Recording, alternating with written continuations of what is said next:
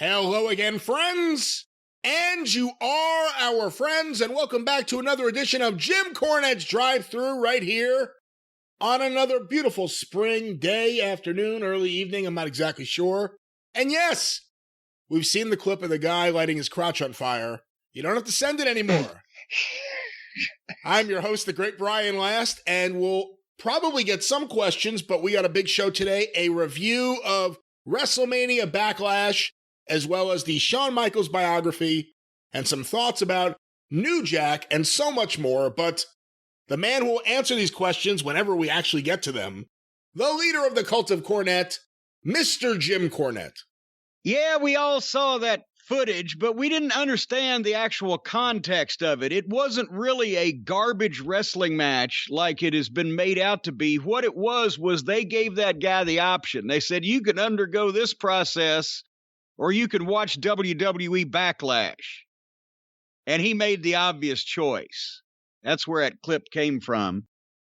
I was in a good mood all weekend until just earlier today on the Monday morning after coming back from shipping numerous international packages to the Cult of Cornette members outside the boundaries of the United States of America.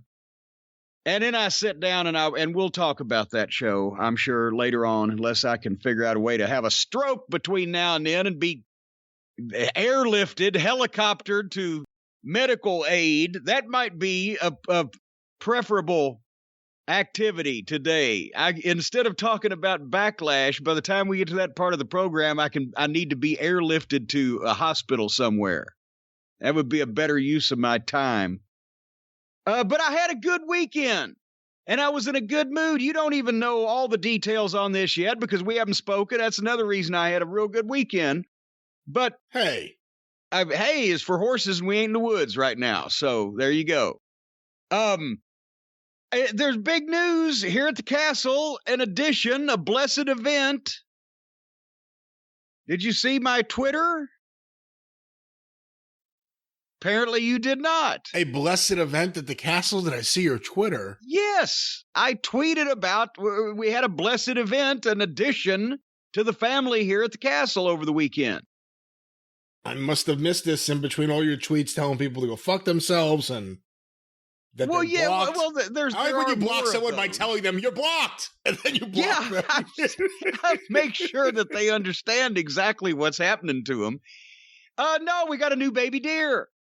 As a matter of fact, the neighborhood has at least 2 new baby deer. Because this was just on Sunday morning, we discovered this, and it was freaky because on Saturday, just the day before, we have not seen any baby deer in months and months, since way back last year. No babies have we seen, right?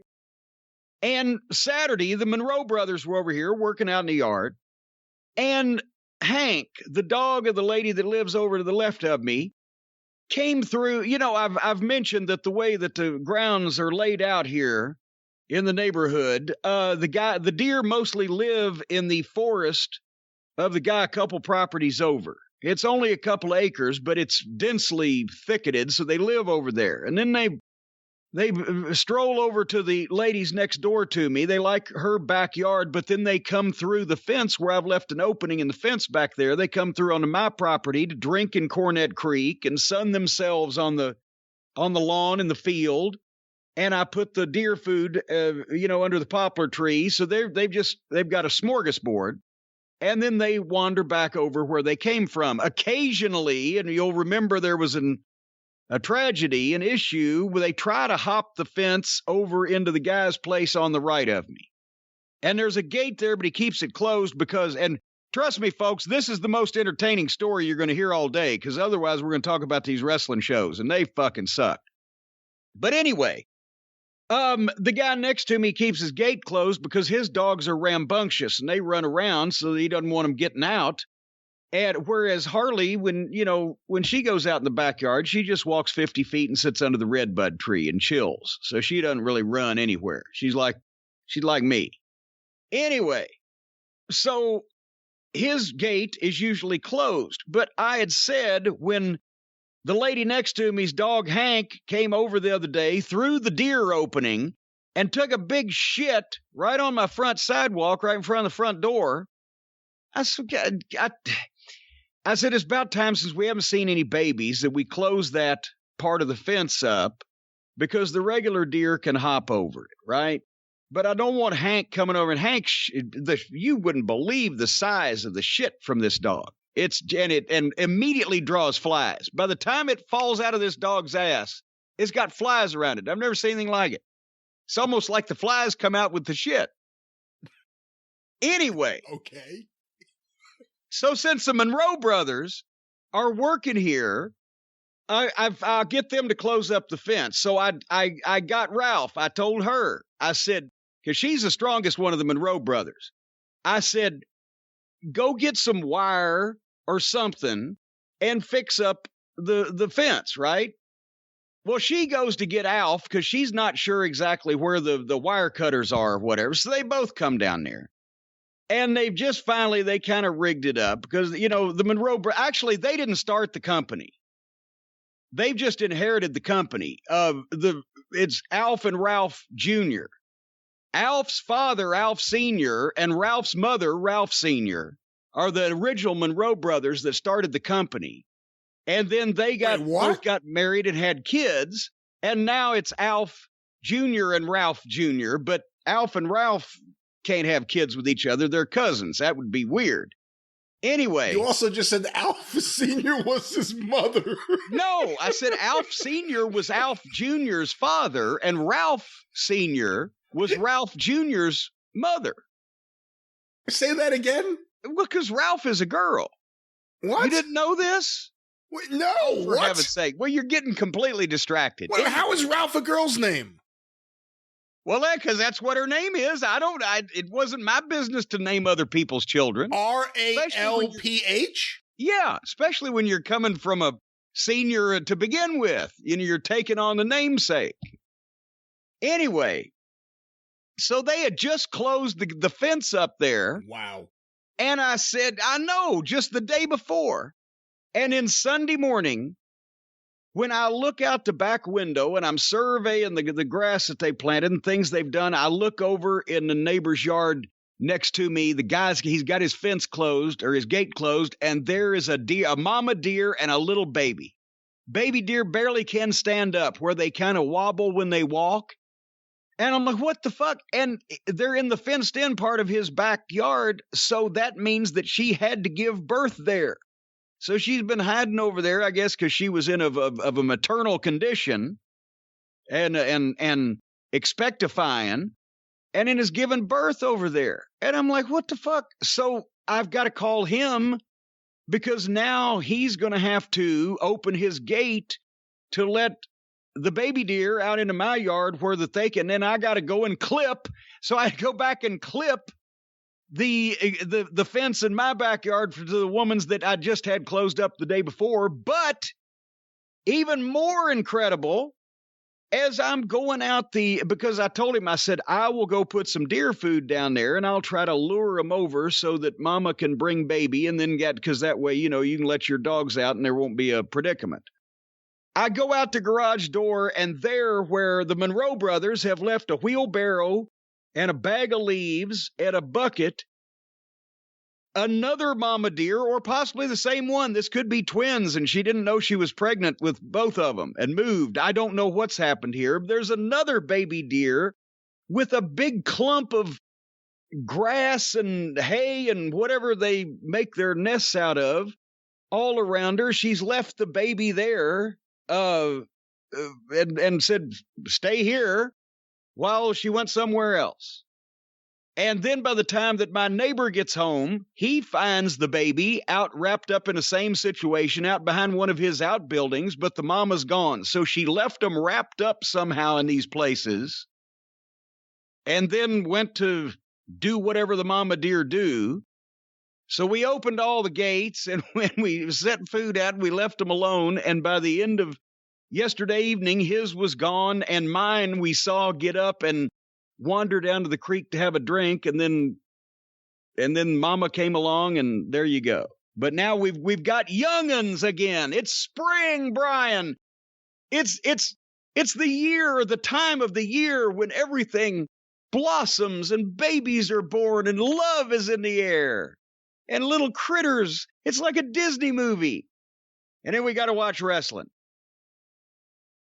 Well, it is my show. So yes, it is. Take it here, but we did watch Far wrestling. be it from me to just commandeer this program and steer it in a direction other than which you want it to go. That's right, but we did. Speaking of directions, another big shipment of international action figures. Actually, they're a local action figure. They're of me locally, but I send them internationally. And they went out yesterday morning, as the people hear this, and all of the international orders will be out by the end of this month. By the end of May, everything will be fulfilled, folks, in the mail and on its way to you. And then we're going to have announcements on the new JimCornette.com, the new website, the new store, new everything coming this fine summer. And Father's Day is coming up, and we're going to do cameos for Father's Day before that happens. We'll have a date for the next on sale of cameos on the Jim Cornette Experience this coming weekend. But otherwise than that, it's your show, Brian. It is my show, and there is so much to cover. Like I said before, I assume we're going to get to some questions before a few songs at the end, but there was this long pay-per-view event we watched. There was a 2-hour biography. Were they all 2 hours? Yes. That's when you ask that question, that's a bad indication right there. Were they all this fucking long? No, truth be told, when I was going through it on my channel guide to record it for the DVR, I saw it and I was like, wow, this is filling up a lot of blocks of time. But we have that, and of course, the really unfortunate news that just broke the other day, right before the Experience came out. So unfortunately, everyone wanted to hear right away what you had to say about it, but here we are on the drive-thru, the passing of New Jack. Yeah, I know that. I guess that it had happened by the time that we recorded, but nobody knew it yet. I guess so. Literally, everybody found out like just shortly after we finished recording, and then of course, a lot of people have been asking on Twitter, and I can't say that I couldn't believe it because I'm never surprised anymore, unfortunately, at anybody in the wrestling business. But this came out of nowhere.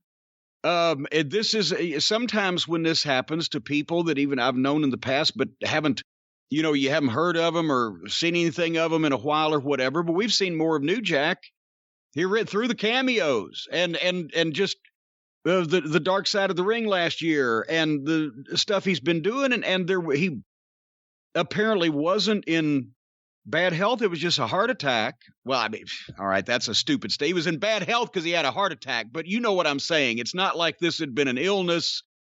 He hadn't been going about his normal activities, not that I'd heard of. It was sudden, right? So that's surprising in that part. And I got to be honest with you, I never realized, and he worked for me. I should have had his information on paper. I don't know if I ever had Jack's information on paper. I had some. I don't know if it was correct to turn into the government, but I didn't realize he was only a year younger than I was because he was 58.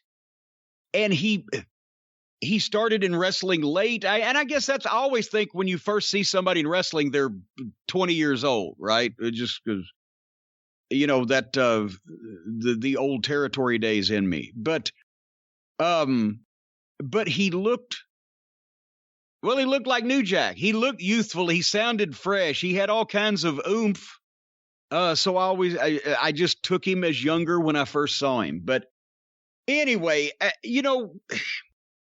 we started talking about this just a minute before you and I went on the air, and I said, I don't want to tell all the same New Jack stories from Smoky Mountain Wrestling that everybody's heard 15 times, including on Dark Side of the Ring last year. And we had done a show about that episode and New Jack at that point in time.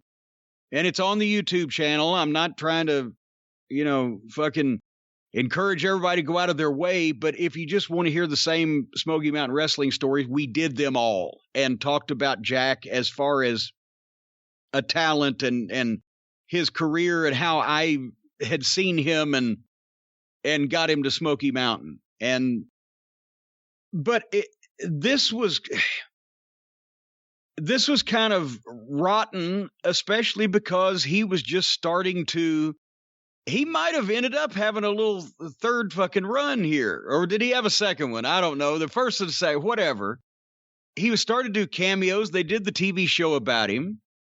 I assume as FanFests come back to, pre-pandemic stages, he would have been even more popular off of that. And the thing is, he'd even been, everybody knows I don't know how Facebook works. I'm not on I couldn't get on Facebook if you held a gun to me. But after we had done those cameos and talked about some of his and people had bought them for me and everything, he got on the Cult of Cornette Facebook group and was on there recently, but he had sent a message not 2 or 3 weeks ago to Stacy, just to say, hey, who would have thunk it? I'm married. I got a family. I've settled down. I'm happy. And of all the things in our life that has never happened before, that would be one of them, that New Jack had never sent us a message saying, hey, I've settled down. I got a wife and family and I'm happy. Who'd have thunk it? And then this 2 or 3 weeks later, that's fucking strange. I've had some messages from Jack in the past, but they weren't that sunny and positive, right? But I don't know, people tweeted. I didn't tweet anything because as I've said before, and I'm holding to that, I don't tweet about dead people anymore. It's just bizarre. Positive, negative, whatever. Somebody's always got an opinion. I don't want to hear it at that point. But I did look at some of the stuff that obviously everybody was tweeting Smoky Mountain promos and etc. But several people tweeted the clip of I was doing a Kayfabe Commentaries video shoot, I don't know how many years ago. And we're in the middle of the shoot, and then suddenly there's a knock on the door, and somebody's knocking on the door, and New Jack and Mustafa bust in singing, "Why can't we be friends? Why can't we be friends?" And by the time he got over to me and bent over to hug me in the chair, he had forgotten the rest of the words. So he just said, "And I forgot the words to this song." But at that point, it had been almost 20 years, right? So it had tickled me, and we sat down and told some stories for 10 or 15 minutes, and they went, well, New Jack and I did. Mustafa never speaks, that, hello and goodbye or whatever, maybe. Yeah, you said they came in singing. He came in singing. Yeah, Mustafa Jack came in singing. Well, actually, Mustafa is not a mute, but he has oftentimes played one on television. He can speak. I've heard it a time or two. But anyway, but I kind of, I kind of got misty at that. And then what really got me was I saw the clip of the statement that Paulie made on Talking Smack about him. And Heyman's just a fucking, an oratorial genius, a savant even. Even the shit that he doesn't like to say, he can say it. He says it in the right way. In addition to turning into Alfred Hitchcock, he's starting to get Buddy Wayne's tongue. But it actually, somehow the fat tongue and the fat face gives him more gravitas and more expression when he makes everything work for him. He's a fucking genius. But Paul managed to make a statement and make it not be a downer thing, but an up thing, and actually brought almost Paul Heyman brought a tear to my eye on behalf of New Jack without doing a traditional eulogy. He still managed to get. He said and that actually that would have. actually, when I think about it, maybe he stole my idea because that's the same thing I thought about Pillman. Because there was kind of parallels with Pillman and New Jack when they got on the edge and you couldn't figure out whether they were working or not. I thought, Pillman was pulling a rib. He said that would have been the perfect thing for New Jack to do is pull a rib. Hey, tell his wife, call everybody and tell them I died. See what, the fuck they say. And then I got to thinking it was ironic that it was Happy Heyman that was the reason that me and Jack were mad at each other for 15 years anyway, if we will recall. And I got started thinking about, just without going off topic here of Jack for a minute, do you think that it was part of the plot now in hindsight to make Paulie and ECW baby faces when he had Jack come up there and cut promos on me in Smoky Mountain Wrestling in Philadelphia, where it was like an ICW and Jarrett situation, so that Jack would say that they left because I owed him money rather than the truth, which was they left because Paul told them to fucking leave and no show me so he could start them early. Which is what led to me and Jack being on the outs for a while, which now in hindsight looks like a way that Paul Lee might have babyfaced himself out of that situation. I don't know. But anyway, everybody that was saying anything about Jack said the same thing for good and bad sometimes. And Jack admitted in a lot of cases on that show there was some bad. The reason why he got over, he was real. You could believe him. Even when he was really still. So that's the thing. And I know everybody says, well, you had good things to say about New Jack, but you knocked the garbage match wrestling. Jack started out as a real professional wrestler. I think ECW pigeonholed him into all of the bad points of New Jack that they could capitalize on, but that doomed him getting a job anywhere else. And, and then he just, he had to keep topping himself. But let's remember, Jack, as a wrestler, he wasn't the most experienced guy in Smoky Mountain Wrestling. He'd only been in the business a couple of years, but he understood working, and he could halfway execute it. Physically, even at that point, he was a promo savant, genius. That was the outstanding part of his goddamn presentation, and he looked like he should to have talked like that. You didn't have some Beavis and Butthead looking motherfucker that was cutting that awesome promo. You had the guy that looked exactly like the guy that ought to be cutting that promo. And the more that he worked with guys that had experience and could, were a step above just the guys he'd been working with in North Georgia, whether it be the Armstrongs or Rock and Roll Express or whoever the fuck, Tracy, White Boy, he got better. And it's only really then when, in ECW, it was just all about chaos. So, and then he got more into substances and less into figuring out a way to protect your opponent. And because nobody at that point really cared in that company anyway, they just started bashing each other with shit. So his progression as a wrestling worker stopped there. But the promos were still there, and they got better. It's just he had no place to give them that anybody would see him on a major basis because everybody was scared by that point to give him a fucking job. So he started as a wrestler, and he could have, and that's the thing. Randy Hales was petrified to even touch them. When I was trying to find them a place to go after they'd been in Smoky Mountain for a year. And in Memphis, I can see that, race relations in Memphis historically being what they've been.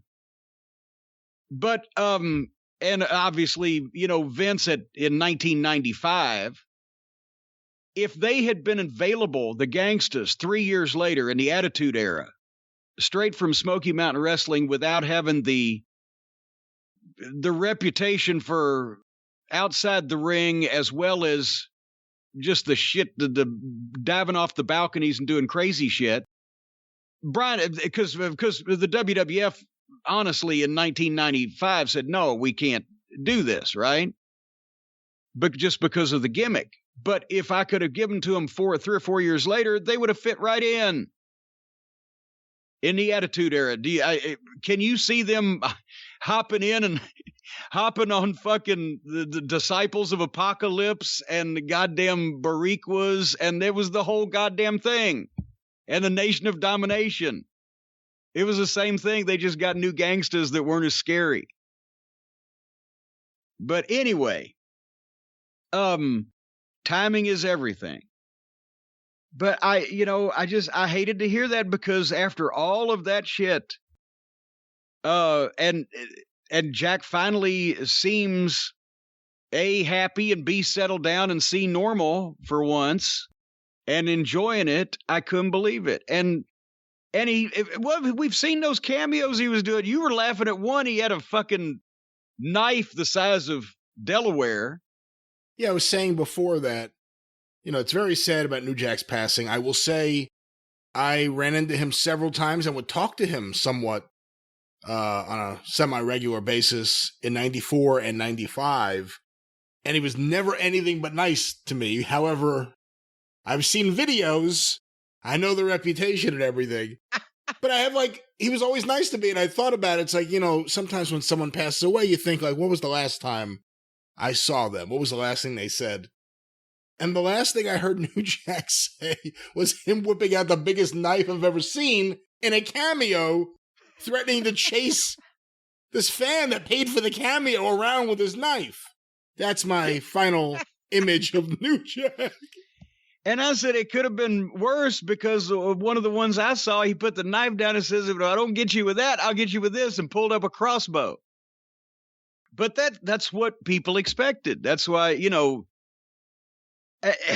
that's the thing. Maybe regardless of where he started in wrestling or where he ended up, it may have just been a case of timing. Because once again, in the Attitude Era, if he, without the death, garbage, weapons match reputation, I think he could have easily fucking gotten a spot in the WWE. Maybe not kept it unless he altered things about his personal life at that point in time. But he was good enough to be involved. In the territories in the 70s, when heels could say and do some outrageous shit and you wouldn't get kicked off television, or even the promotion would only get complaints about the heel rather than itself, he could have been obviously there would have been things he had to tone down verbally, but he could have been a fucking major fucking territory heel. But he came along at a time where there was only, 1 or 2 territories, and everything else was still, on the national companies was still Disney World. And then by the time that changed, he'd already gotten the reputation for doing things to the point where no company was gonna, with a budget that could be sued and lose big money, was probably going to do anything with him. So amazing fucking verbal skills, and what another unique personality. That's the thing. We say there's no Abdullah the Butchers anymore because nobody looks like that, right? Visually. But there's so many guys that used to be in wrestling, there's no personalities like that anymore. And and I almost feel bad that a lot of people think that, that was the main calling card of Jack's was the weapons matches and everything, when it was actually just the fact that it was like, yes, Cactus Jack did death matches in the early days before they got out of control and everybody said, what the fuck? But he actually had talent and could do other things and had the fucking verbal skills for it and the mind. Jack may have been an actor in the movies, at some point in the modern era when people started casting wrestlers. When he was 30 years old. Yeah, remember, he was in Barry Blaustein's documentary. The casting director said, he can't be Denzel, but he could be Denzel's friend. Well, I think he'd have probably fucking killed Denzel's friend and fucking carjacked Denzel and gone and lived in Denzel's house. But anyway, that live promo though, because I was there in Knoxville. That was our first night, and I had read about New Jack. I had not seen him. I had not seen him in Memphis, but I'd read about New Jack and Homeboy. But they were gone pretty quickly, and hey, that's one thing that somebody brought up, and you mentioned it. I didn't even remember he'd been to Memphis, and I don't think he ever mentioned it. But I guess they weren't there but about 2 or 3 weeks. New right. Jack and Homeboy, and I didn't think anything of it because this was a period of time where I was a kid, but just based off the wrestling magazines, there were random wrestlers just always popping up there, winning titles. They're gone the next week. So you don't hear about New Jack for a while. All of a sudden, you bring him in with Mustafa, who I knew off WCW TV. He was, despite him being a massive guy, he was doing jobs on TV on Saturday nights. He had never won a match on TBS television. 6 foot fucking 4 or 5, 270 something pounds. That face, and they just used him as a job guy. But here's the thing: he's the kind of guy in the old days when there was territories. Whoever was running TBS would have called Kansas City and said, hey, this guy needs 3 or 4 months, just give him some experience. But they just beat him to death. But anyway, go ahead. So I hadn't seen them yet, but I've been reading about you bringing in the gangsters. I didn't know what to expect. I had seen the great promos. I'd been watching you and Flair and everyone else for years. You don't see too many promos live, at least like that in an arena. And that was early in the show. It wasn't like that was late in the show. I think maybe it was like 1 match, maybe 2 matches, and then Jim Ross and the Gangsters. And I've never seen anything like it. It was the damnedest thing I've ever experienced because he was off and he didn't stop. And I was in a section of smart fans, and you start hearing them murmuring like, oh my God, this is amazing.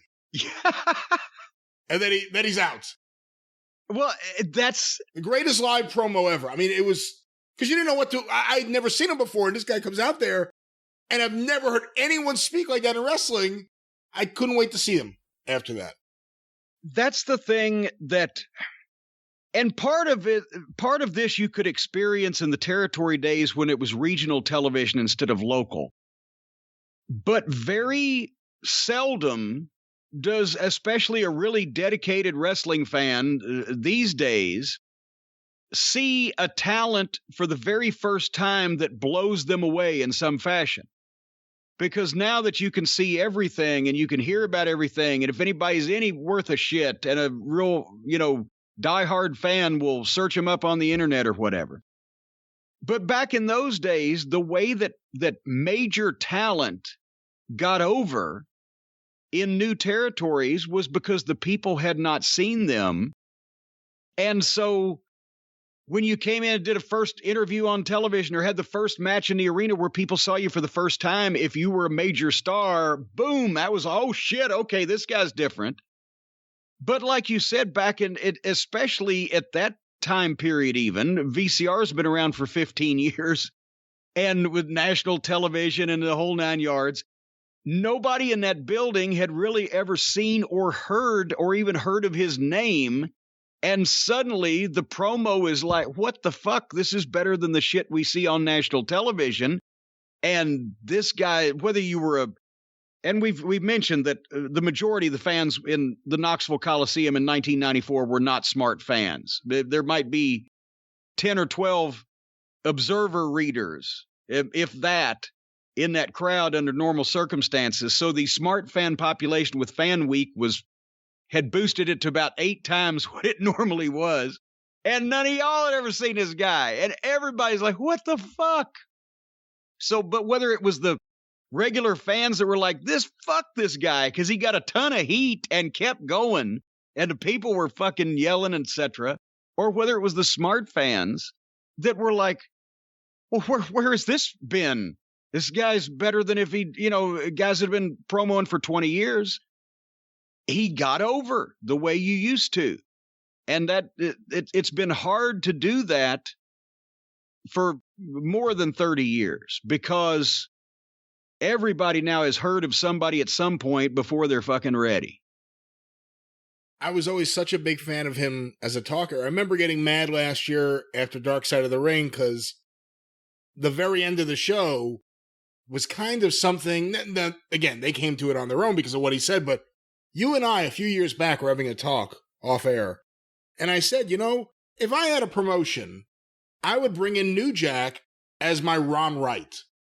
It would be hysterical. New Jack in a wheelchair cutting his promos and then pretending that he's a weak guy in a wheelchair, but you all know he could walk. It would have been great. And then, of course, the end of Dark Side was him in the wheelchair doing cocaine. That wasn't part of my original vision, but what a talker. That was his fucking idea for old age. Him in a wheelchair with a knife and doing cocaine. But anyway, were you going to go, were you already thinking, I hate to ask a wrestling geek question here, but if Jericho hadn't gotten hurt, were you already thinking like long-term Thrill Seekers, Gangstas? What changed or what didn't change with Jericho getting hurt in terms of where you were going to go with tag teams? Oh, Jesus. That would have been way far in the future because here's the thing. You got to understand, in a perfect world, yes, you figure, well, I'll bring this team in and I'll bring that team and then that blah, blah, blah. But right then, the limited talent that was available to us, we couldn't have anybody that was obviously regularly that was signed to the WWF. We could have their stars for occasion, but nobody under contract was going to come in regular, or WCW or ECW. And we've mentioned it, most of those guys were better off there because they were from that area and they worked that style. But I just wanted a new babyface tag team because I couldn't, just subsist on the Rock and Roll Express forever. I never intended to finish them up, but I certainly intended to have somebody else to help carry the fucking load. That's Storm and Jericho. Let me just see if I can get these guys over as babyfaces. With the Gangstas, it was a low-risk investment because if it didn't work, they both lived in Atlanta. They were driving up anyway. I hadn't asked anybody to move, and they were not, they didn't start out making as much money as the top heels that they became. So I just wanted to see if we could get to rock and roll and a good program with the Gangstas and run that for a few months and then get the Thrill Seekers over as baby faces, because then I had other options and I knew that at some point the Heavenly Bodies were going to be coming back. So it wasn't like I had already planned out and then the Thrill Seekers can have this long run with the Gangstas. I probably would have stayed away from some of that because those matches would have been greener than pepper trees. But you can't just go with one babyface team or one heel team forever. That's why I wasn't upset when the Bodies got the chance to go to the WWF. They got the chance to make some money. And at the same time, how can I miss you if you won't go away? The Bodies, the people were more happy to see the Bodies come back than they were to see them before they left. So anyway, I didn't have a major program all planned out in my head between the Thrill Seekers and the Gangstas. I didn't know. I honestly thought the Thrill Seekers were more can't miss than the Gangstas because they were just so beautiful. But as I said, Jericho was picky and Lance was married. Well, you and New Jack will always be connected because it was Smoky Mountain Wrestling that put him on the map. He worked USWA, worked for Sammy Kent, but really it was Smoky Mountain that discovered him, and he was almost like polished and ready to go from day one as soon as he started doing those promos with a very concerned Bob Caudle standing there. And by the way, Bob Caudle used to be a fucking aide to Senator Jesse Helms in North Carolina, who's like the fucking combination of the most conservative religious person in the world and a grand dragon of the Ku Klux Klan. But Bob was a wonderful person. But whenever you see that clip of New Jack saying, I want to send a shout out to OJ, Yeah. Keep up the good work. Two less to worry about. You just see Bob behind him shaking his head. No, Bob died no. a little inside at that place. Like, oh my God. Oh my God. But anyway, no, but what I was going to say was and that's the thing. I wish Jack and I now at this point, we hadn't been on the outs for so long and over Paul Lee's fucking, kabuki-ish cloak and dagger locker room politic bullshit. But at the same time, at least we were able to hug and not kiss. And I've mentioned Jack's warts over the last several years as well as, but I've always put him over as he was a unique fucking talent. And I'm glad that he got a chance to settle down a little bit before something happened. But again, you never know. Fucking a heart attack. That's why I prefer to use my heart as little as possible. Therefore, it will undergo as little stress as possible. When you think back to New Jack's career, you can obviously think about Smoky Mountain, maybe even USWA with Homeboy, Mark Freer, or ECW, where there were the Gangstonators. Wasn't it him and John Cronus? Yeah, the Terminator and the Gangsta became the Gangstonators. I mean, there's so many amazing moments, so many attempted murders. I mean, it's just so much. so many felonious assaults. On video alone. Yes.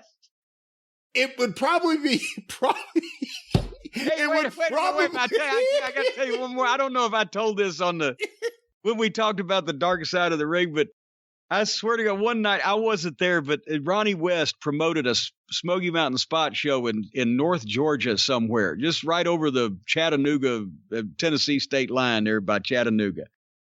And Hildemuffin called me from a payphone. That's how long ago it was. After the show to tell me what had gone on. Apparently Jack got so much heat with there was 250 people there and they all apparently wanted to kill him. He'd gotten so much heat that some incident happened and he was cutting promos and I don't know if they were shoving or hitting or whatever the fuck went on. But the goddamn police got involved in it. And then when the police got involved some way or another, Jack started fucking having a fucking freak out. They thought he told him he's about to have a heart attack and he needed to go get his medicine or some shit. And he went back in the locker room, grabbed his shit and took off. By the time the cops got back there to find him, it's like, what the fuck? Well, we think he went to the hospital or something. I don't know. Hildebrand was, the cops were going to arrest him, but then he convinced him he was having a heart attack. Actually, no, Brian still believed at that point, I think, that he actually had a heart attack. And I said, if he had a heart attack, what do you think he would have got away? Oh, yeah. Well, but I just wanted to let you know that we had an incident, but nobody got arrested, but New Jack may have had a heart attack. That was Brian's agent report calling in. But New Jack did not go to jail in that podunk town. Anyway. Where were you going with that? I was saying there were so many amazing moments on camera, behind the scenes, so many assaults and felonies, misdemeanors, and so much more that if you were a big fan of New Jack, it would probably be pretty hard to figure out which moment you want to capture in an oil painting. You are exactly right. It would be hard to figure that out. Would you want an oil painting of him assuming the position with the cops patting him down? Or would you want an oil painting of him throwing Vic Grimes off a scaffold after he tased him? Was that his idea, the patting down by the referee? Oh, yes. Oh, yeah. Anyway, no matter what moment that you want to relive forever, whether it's one of New Jack's or one of your own families or friends or pets or whatever, the folks at Paint Your Life can keep that memory not only alive, but in vivid, brilliant color with a beautiful portrait hand done by a team of world-class artists from paintyourlife.com. They can take any photograph or combination of photographs and from them work from that to give you a hand-painted portrait at an affordable price. It's a quick and easy process, and you get the hand-painted portrait in about 3 weeks. So, as we said, you can select any picture or combination of pictures. So bring the family together. And folks, if you go to paintyourlife.com, you can check out some of the examples, and you can also check out their guarantee. If you don't love the final painting, your money is refunded. So once again, team of world-class artists, you get to pick, send them the picture, get it in 3 weeks or so. If you don't love it, it's a money-back guarantee. How can you beat this deal? I'll tell you how. Brian, would you like to know how? I want to know how. Well, I'll tell you how. How? You just text the word DRIVE, D-R-I-V-E, to 64,000. That's DRIVE to 64,000. 64 with 3 zeros. DRIVE to 64,000, and you get 20% off and free shipping of this incredible piece of artwork that you're going to be proud to hang in your own home. I've never been so proud to be hung in my life. Folks, once again, paintyourlife.com. There's no risk. It's guaranteed. And 20% off and free shipping if you text the word DRIVE to 64,000. Terms apply. Available at paintyourlife.com/terms. But just go ahead and text DRIVE to 64,000. Get it over with. Save yourself some money, you sapsuckers. Too bad you didn't save yourself some time, because I don't know what the terms were for the WWE Wrestlemania Backlash pay-per-view, but it had its moments, good and bad, and certainly there were certain moments, no surprise to anyone, that all of a sudden Twitter was flooded with people saying, I can't wait to hear Jim Cornette talk about this. My other favorite is, don't show Jim Cornette this. And then they literally put the image and tag you in it. You know, don't show him this zombie. And there's the zombie. But they want me to have some type of aneurysm. They're wishing, they're willing, they're sending by mental telepathy ill to occur upon me. And I find that to be a very unsavory situation. These people should be horsewhipped, trying to make me watch this stuff. Can we just tell stories about fucked up men with gigantic heads instead of talking about this show? I guess not. You make it out like it was such a punishment to watch this Backlash show. I mean, I know there were certain parts that you clearly would have a problem with. Yeah. But there were some good moments too. There was a great match on this show. I think that people who are attempting to murder me, attempting to wish ill upon me, and you may be one of them undercover, are putting this stuff in front of me, waiting for the day when my head will explode. It's not like watching a wrestling show anymore. It's like being in the fucking studio while they tape a game show or something. There's just anyway. At least they bookended the show with people that I actually wanted to see. But one of the women's titles was on the line in the very first match with Rhea Ripley and Charlotte and Asuka. What's your problem? Well, I said that if they put Asuka in this match to drop the fall or prolong this issue, that I'd be okay with it, and I guess I was all in all. But it's another 3-way for another one of several championships, and every pay-per-view, they wonder why the people don't get into these matches like they used to, because it's meaningless when you have 2 men's championships, 2 women's championships, or multiple tag team titles defended on the same card, and you're not even clearly delineating, okay, this is the United States Heavyweight Championship. If he wins this, he'll be the number 1 contender to the World Championship. They're just different versions of the women's world champion, the men's world champion, the tag team world champions. And every pay-per-view is like this. Multiple 3-ways, multiple title matches with one of the many multiples of champions. Am I wrong? Am I saying this incorrectly? No, every pay-per-view is the Night of Champions, the Night of Legends, or the Super Bowl of Wrestling, whatever you want to call it, where they get every champion to defend their title against everyone else. Other than the Lumberjack match, every other match on the show, I think, was a title match. Anyway, they did have a nice history package for once that actually made sense to explain this match. You still had to kind of be watching the shows or have some half-ass knowledge of the participants, but which the history package is supposed to pretty much tell you. But this one was actually a pretty good one. Normally, and especially in AEW, their history packages, because they can't explain the booking, just have a lot of fucking bumps that the competitors have previously given each other. Whoever this ring announcer, Mike Rome, he looks like Matt Gates's fucking vagabond cousin. You see that with the fucking hair? What the? I haven't thought about it, but now I'll take a look. Anyway, I wrote at start, this is not going to be a match. It's going to be people doing moves to each other over and over.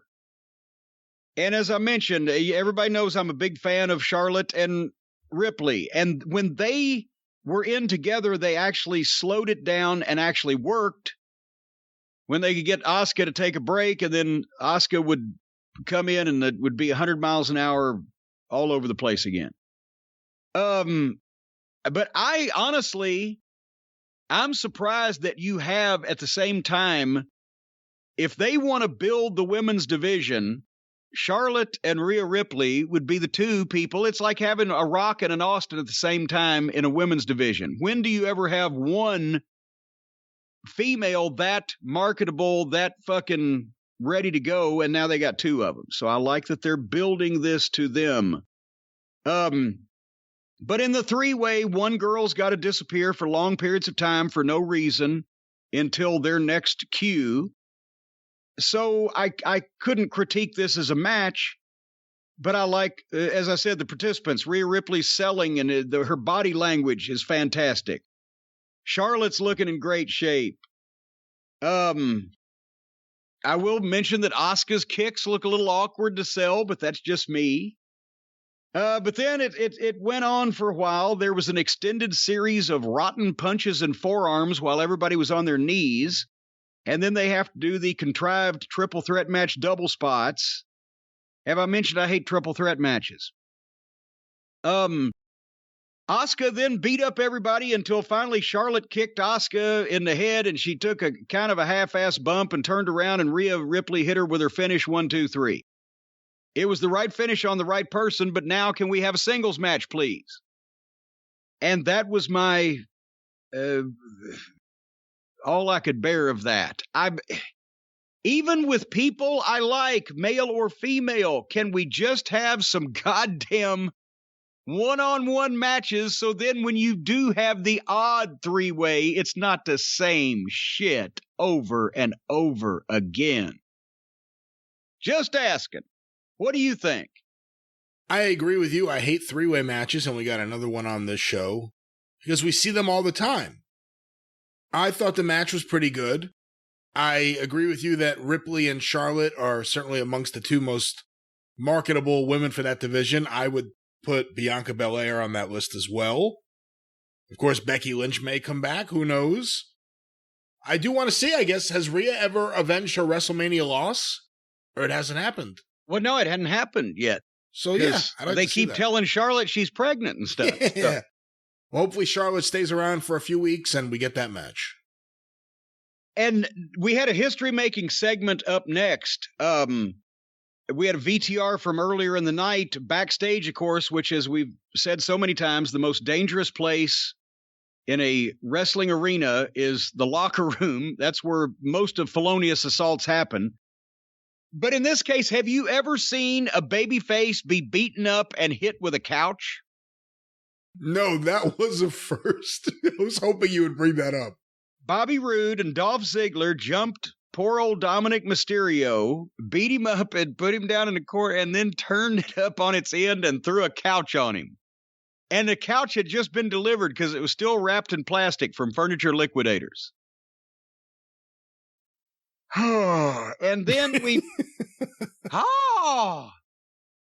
And then we zoomed over to the doctor's office where Rey Mysterio was agonizing over the fact that Dominic can't wrestle tonight. He's holding his ribs. He's obviously injured. Dominic's apologizing. Rey's saying, I got this. I've seen this angle 20 million times. I don't believe the acting. It's you see the fucking attack, because you see those attacks constantly, and then the not very convincing doctor standing there shaking his head like the guy's got terminal whooping belch, and it's just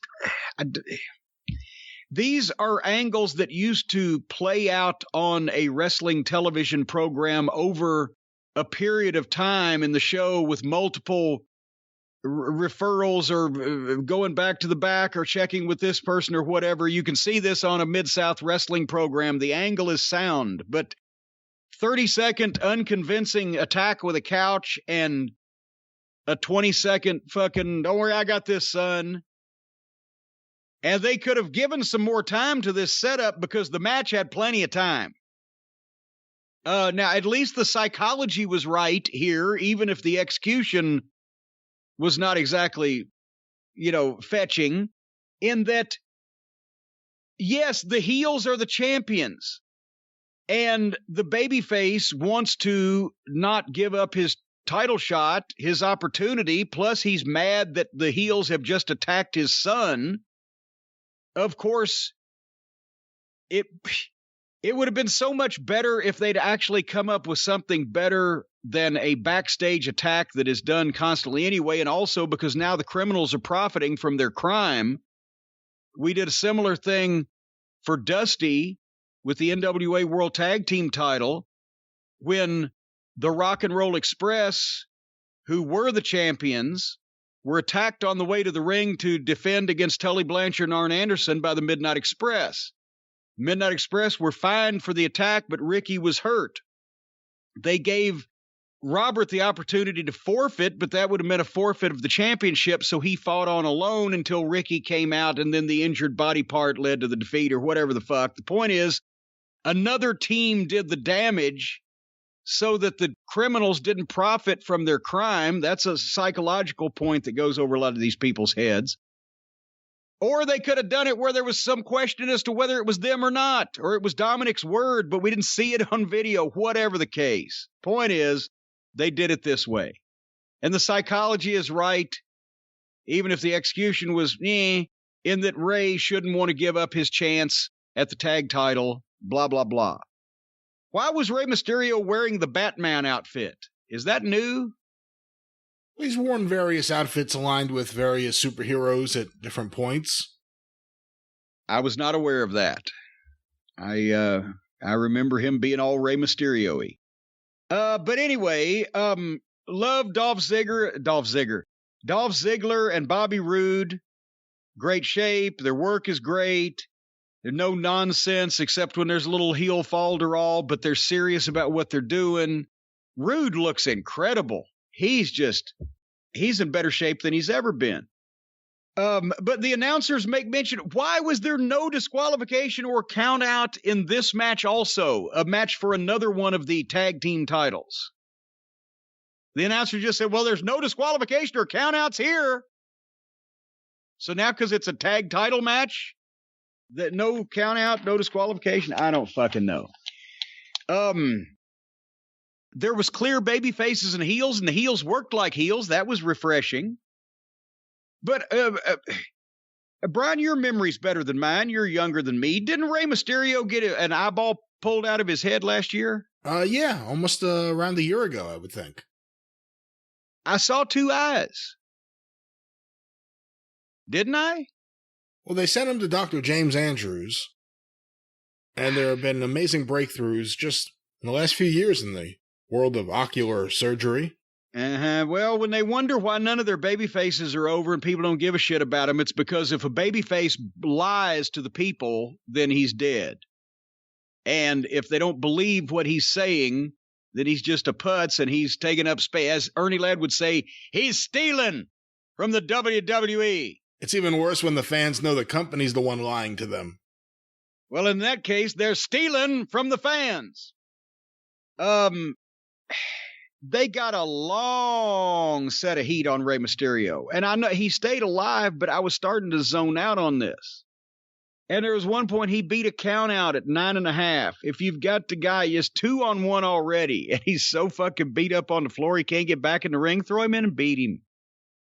But moments later, after he barely beat the count out at 9.5, he started a comeback and had both of the heels down. He was down, and here comes Dominic limping out. Dominic picks the one moment during this match. Rey Mysterio's gotten his shit kicked out of him through this entire thing, and he picks the one moment where he does something offensive and actually has an opening to come down and ask for the tag. It's actually supposed to be when the guy is just about beat in the middle of the ring, and that's another thing. In a 2-on-1 situation, the heels can work like heels, but they shouldn't never double team right in front of the referee, because then that's getting heat on the referee, and it's disgusting heat. They're already 2-on-1.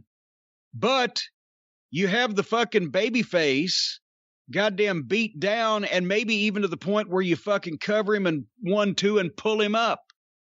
And it's like, we're going to fuck this guy up now. We got everything we want now.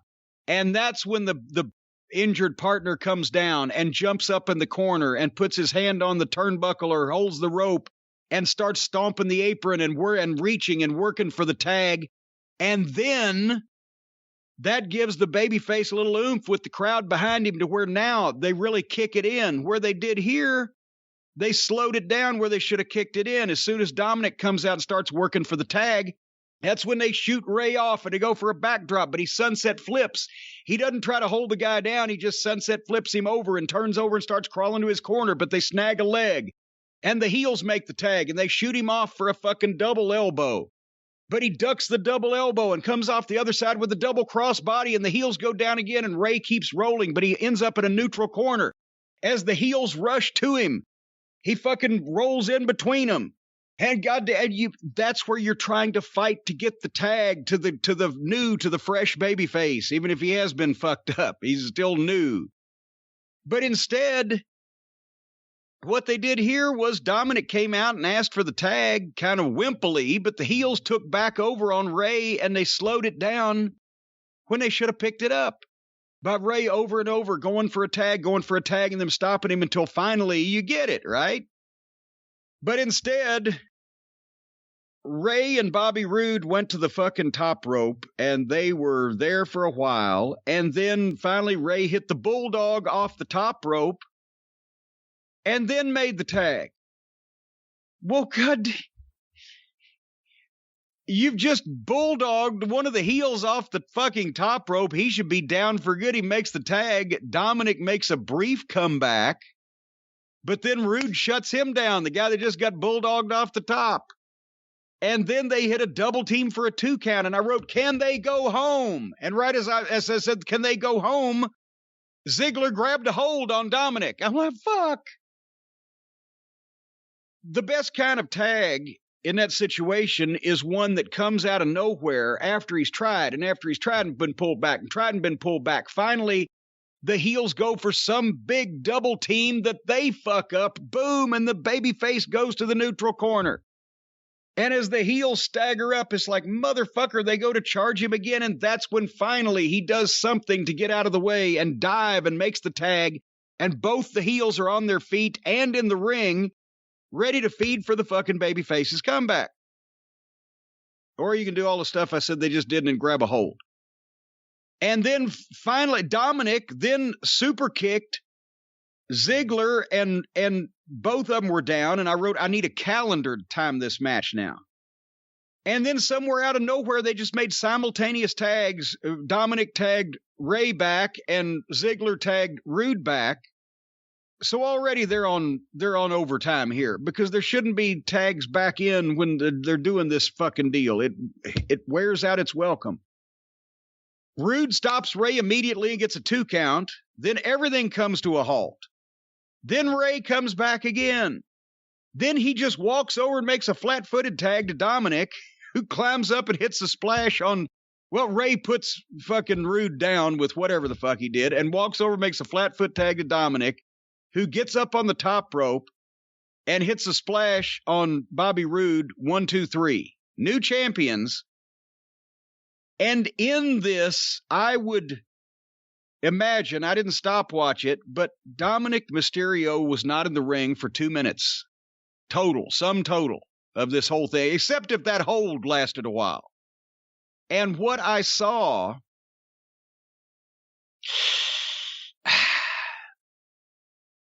remember last week on the Experience, we did the preview show where we talked about the matches we were going to see on this program, and I said, where has Dominic been training? Just at the Performance Center? He's never wrestled in front of people, right?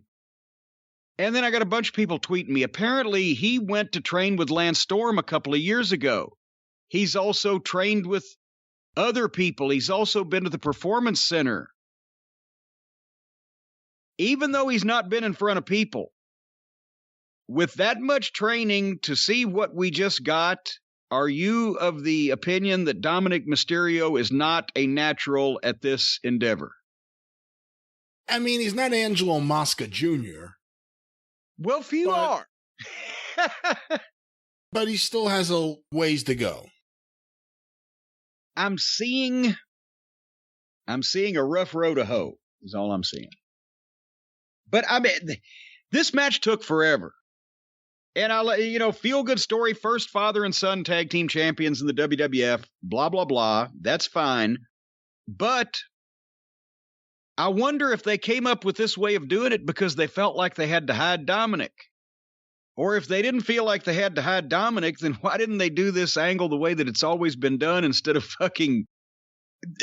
they hurt Dominic so bad he couldn't wrestle in the match, but he's the one that ends up getting the fall. So are fans, or do they even think this deeply anymore? The fans are going to go, well, they just gave this kid that rather than it got him over because they didn't see him in the match long enough to get any sympathy. His father got all the sympathy. I don't think that's going to bother anyone.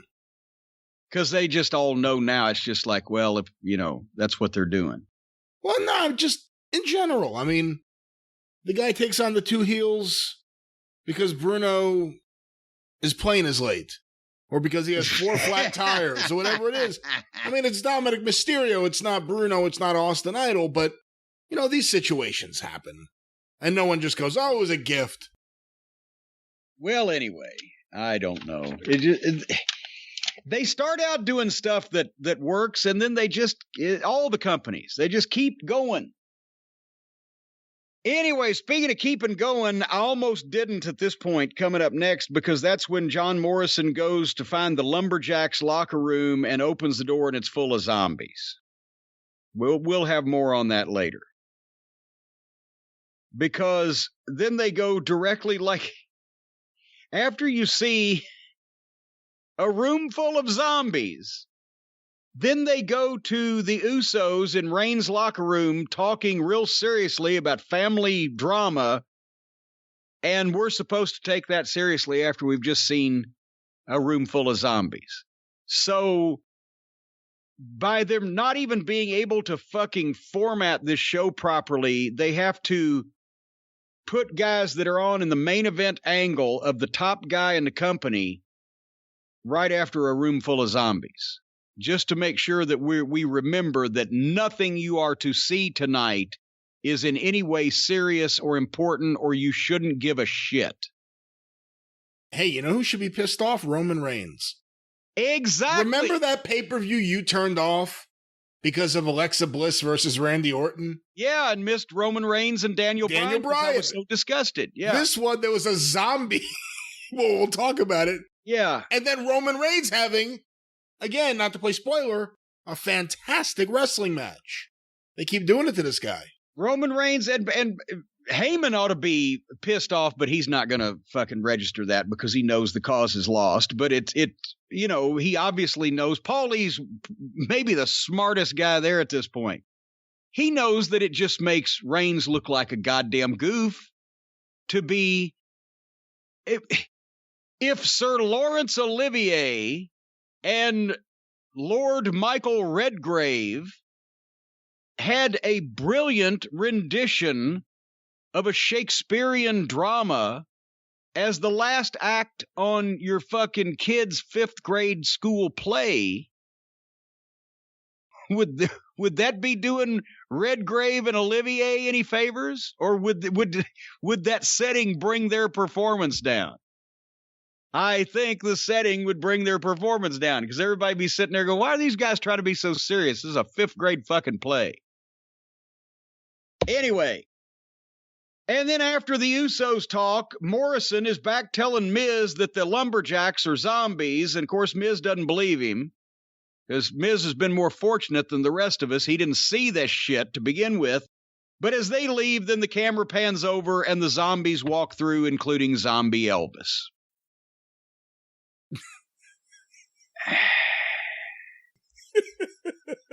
And nominally, this was a lumberjack match. Yeah. So you said, including Zombie Elvis. It was a lumberjack match with Damien Priest against The Miz. And this is why I feel bad for guys that actually, the few guys that still want to get in this business. Because Damien Priest has been around for a while. We found out he's in his 30s. He's worked hard. Obviously, he's transformed his body. And he's really got not only the personality of a star, the promo of a star, but he can work. We've been a fan of his. So just to make sure that he doesn't become the next face of the company, the next big star, they decide, just because Dave Bautista, who's never going to come back and fart in their face, whether they want him to or not, just because his movie is buying advertising, they got to bury a guy that might in the future be a star of the level of a Batista or all the ones they've lost, just to fucking do this stupid comedy movie plug tie-in that some of their fucking comedy writers, that if they were ever to be walking through the men's locker room or feeling a woman's private parts, they'd be whistling Stranger in Paradise just because they think it's fucking funny. So, obviously, the zombies surrounded the ring.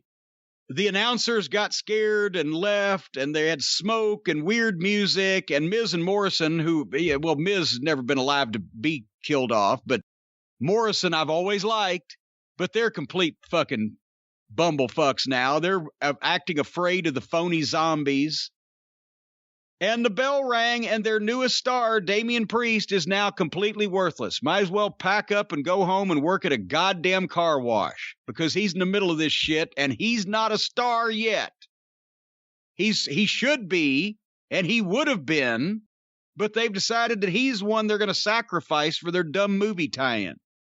So here's the problem. They think that they're so fucking got their heads so far up their ass that the WWE is the biggest company, publicly traded company, and biggest wrestling promotion in the world, and we are bringing wrestling forward. And they said that AEW set wrestling back 30 years, which they do, but not for the reasons that the WWE people said. AEW has set wrestling back 30 years for the same reason that the WWE has set wrestling back 30 years. Actually, since more people view the WWE matches, they've set wrestling back 50 years. They've set it back far enough that it'll never recover, both of those companies. And not with blood or chair shots to the head, with fucking phoniness. Burning people alive, pulling out their ping pong ball eyeballs, zombies, crash pads, transformations in ice machines, teleportations. Obviously phony shit is what sets wrestling back, and both companies do it. You know what we need? We need more blood and violence in a convincing fashion done by professionals as part of an angle or the story of a fucking match. Not the death match bullshit, which is just as phony in its own way. A bunch of mutants, a bunch of fucking scummy human beings, trash, mutant freak organisms, bashing each other over the head in an obvious cooperation fest just to do it, while another bunch of scummy, disgusting, scum-sucking pond dwellers watch it. And some fucking avaricious and greedy fucking slimeball promotes it, that's just as phony, because it doesn't look anything like a contest or a struggle. It looks like two fucking meth heads bashing each other over the head with shit and cutting each other open. Not that kind of blood and violence. We don't need any more phony shit of any of this. We don't need phony silly. We don't need phony comedy. We don't need phony bloody. We don't need phony violent. What we need is somebody to take this shit seriously and somebody to present it seriously and athletes to have a goddamn match that you can fucking believe or not be slapped in the face with that it's bullshit. So as far as what I'm concerned, is both these companies and every other wrestling promotion in America to this point and the world does in 90% of its activity is set the business back. I can't even say back 50 years, because 50 years ago would have been 1961 and the fucking business was drawing crowds through the roof. Rogers and O'Connor in fucking Chicago drew 40,000 people. So no, it's not even setting the business back. It's just putting the boots to its corpse. Everything is phony and silly in its own way. And if you're not trying to make this believable, newsflash, morons, there's no reason to do it. Which is why it's such a goddamn chore for me to watch any of this shit anymore.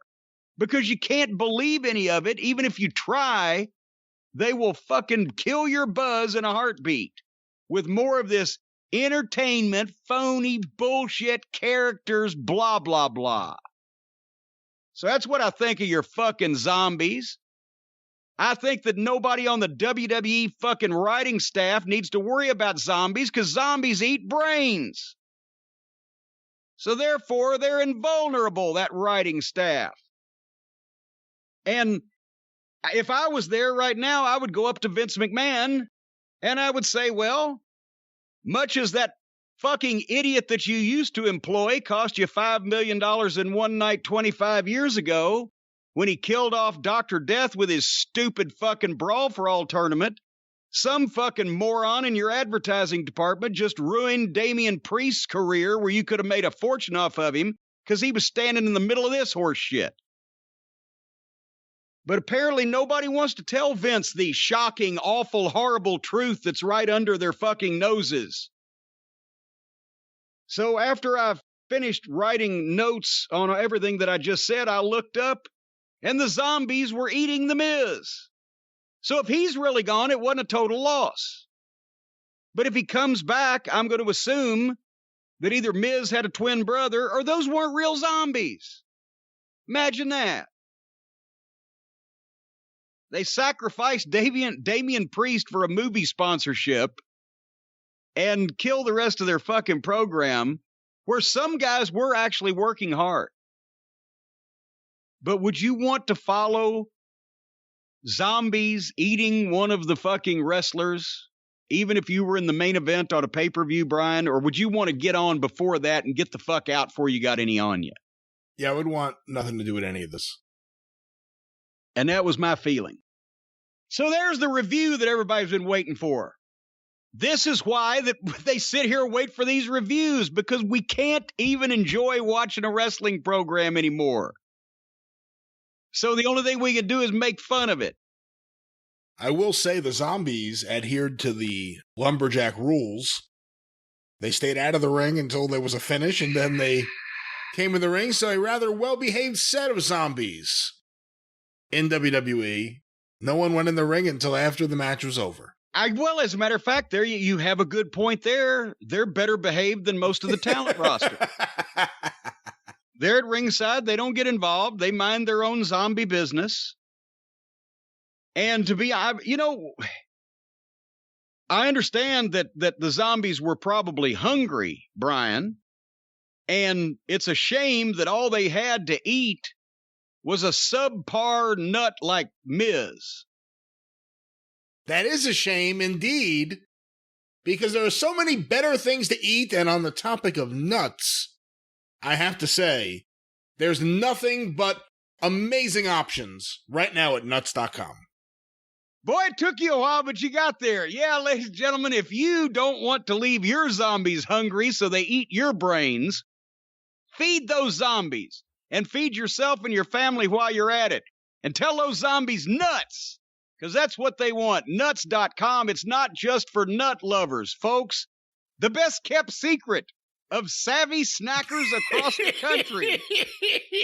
What are you laughing at? Ha! See, I didn't even do that. The best kept secret of savvy snackers across the country is none other than nuts.com, and it's not just for nut lovers. It's your one-stop online pantry shop. We've been waiting for these folks to come on board and sponsor the fine program here because these things are delicious. You know, they got over at both Last Manor and Castle Cornette. It's not only healthy and delicious and nutritious and all that stuff, but it's kid-friendly, family snacks. They've got dried strawberries, custom trail mix, healthy nuts, dried fruit, flowers, grains, all the raw, organic, roasted, salted, and candied nuts you can imagine, even chocolate dipped. This is not somebody that's going to send you a can of salted peanuts and send you on your way, folks. Nuts.com. This is high-end stuff, delicious snacks, and I got like a 2-pound bag of the white chocolate toffee cashews. Oh, those are great. And I just set them next to the bed, and I just eat them off my nightstand. They got bourbon pecans, crystallized ginger, honey sesame sticks. The whole deal is... those bourbon pecans also are amazing. I know, and when Suzanne commandeered a bunch of your order, as Stacy did mine, and she knew better than take away the white chocolate. But there's all kinds of this stuff, and they're a one-stop online pantry shop where they've got baking items, stuff for smoothies, rolled oats, beans, whatever. Delivery is fast. Most of the orders ship the same day. It's fresher than you get at the supermarket. They've got gluten-free and vegan stuff. It's a family-run business, so you're getting personalized service and care with love. They prepare their nuts with love. They give their nuts more love than I've ever seen nuts be given before. And I've seen some nut love in my time, folks. But you will love your nuts from nuts.com. Don't tell me I'm nuts. I'm nuts for the nuts. That's what's going on. And right now, if you text experience, I will spell that EXPERIENCE. Experience, just like the Jim Cornette experience, the A show around here. Experience to 64,000. That's a popular number. 64,000. 64 with 3 zeros. Text experience to 64,000. And you'll get free shipping on your first order at nuts.com. And you will be ordering over and over again because these things are delicious. Anyway. Terms apply, available at nuts.com/terms. But the terms on these nuts are that you're going to love these nuts. We've already reordered twice here in this house. You people are hogs. And I'll tell you, it was fun. When that first package arrived and me and the kids and Suzanne went through it, everything was like, oh my God, you have to try this. The biggest hit, the chocolate-covered gummy bears. Those went over big time here in this house. Yes, I have never heard of a chocolate-covered gummy bear before. Is this an exclusive? They do them better than anybody else. I believe they purchased the company that invented it from, I want to say, Sweden. Well, there you go, because Sweden is the home of gummy bears, right? Those Swedish, they're on the cutting edge of a lot of things. I don't know, but they bought it from somewhere over there. I think so, yeah. Remember the famous Swedish actress, but I can't remember her name. Do I remember her? But I remember her picture in my head. Anyway, nuts.com. Experience to 64,000. You get free shipping. All right, now that we've talked about these nuts, let's get back to those other nuts. Those crazy kids over at the WWE. Another women's championship match came up, Bayley versus Bianca. Do you want to know the first thing that I wrote, Brian, when I saw that this was the next match?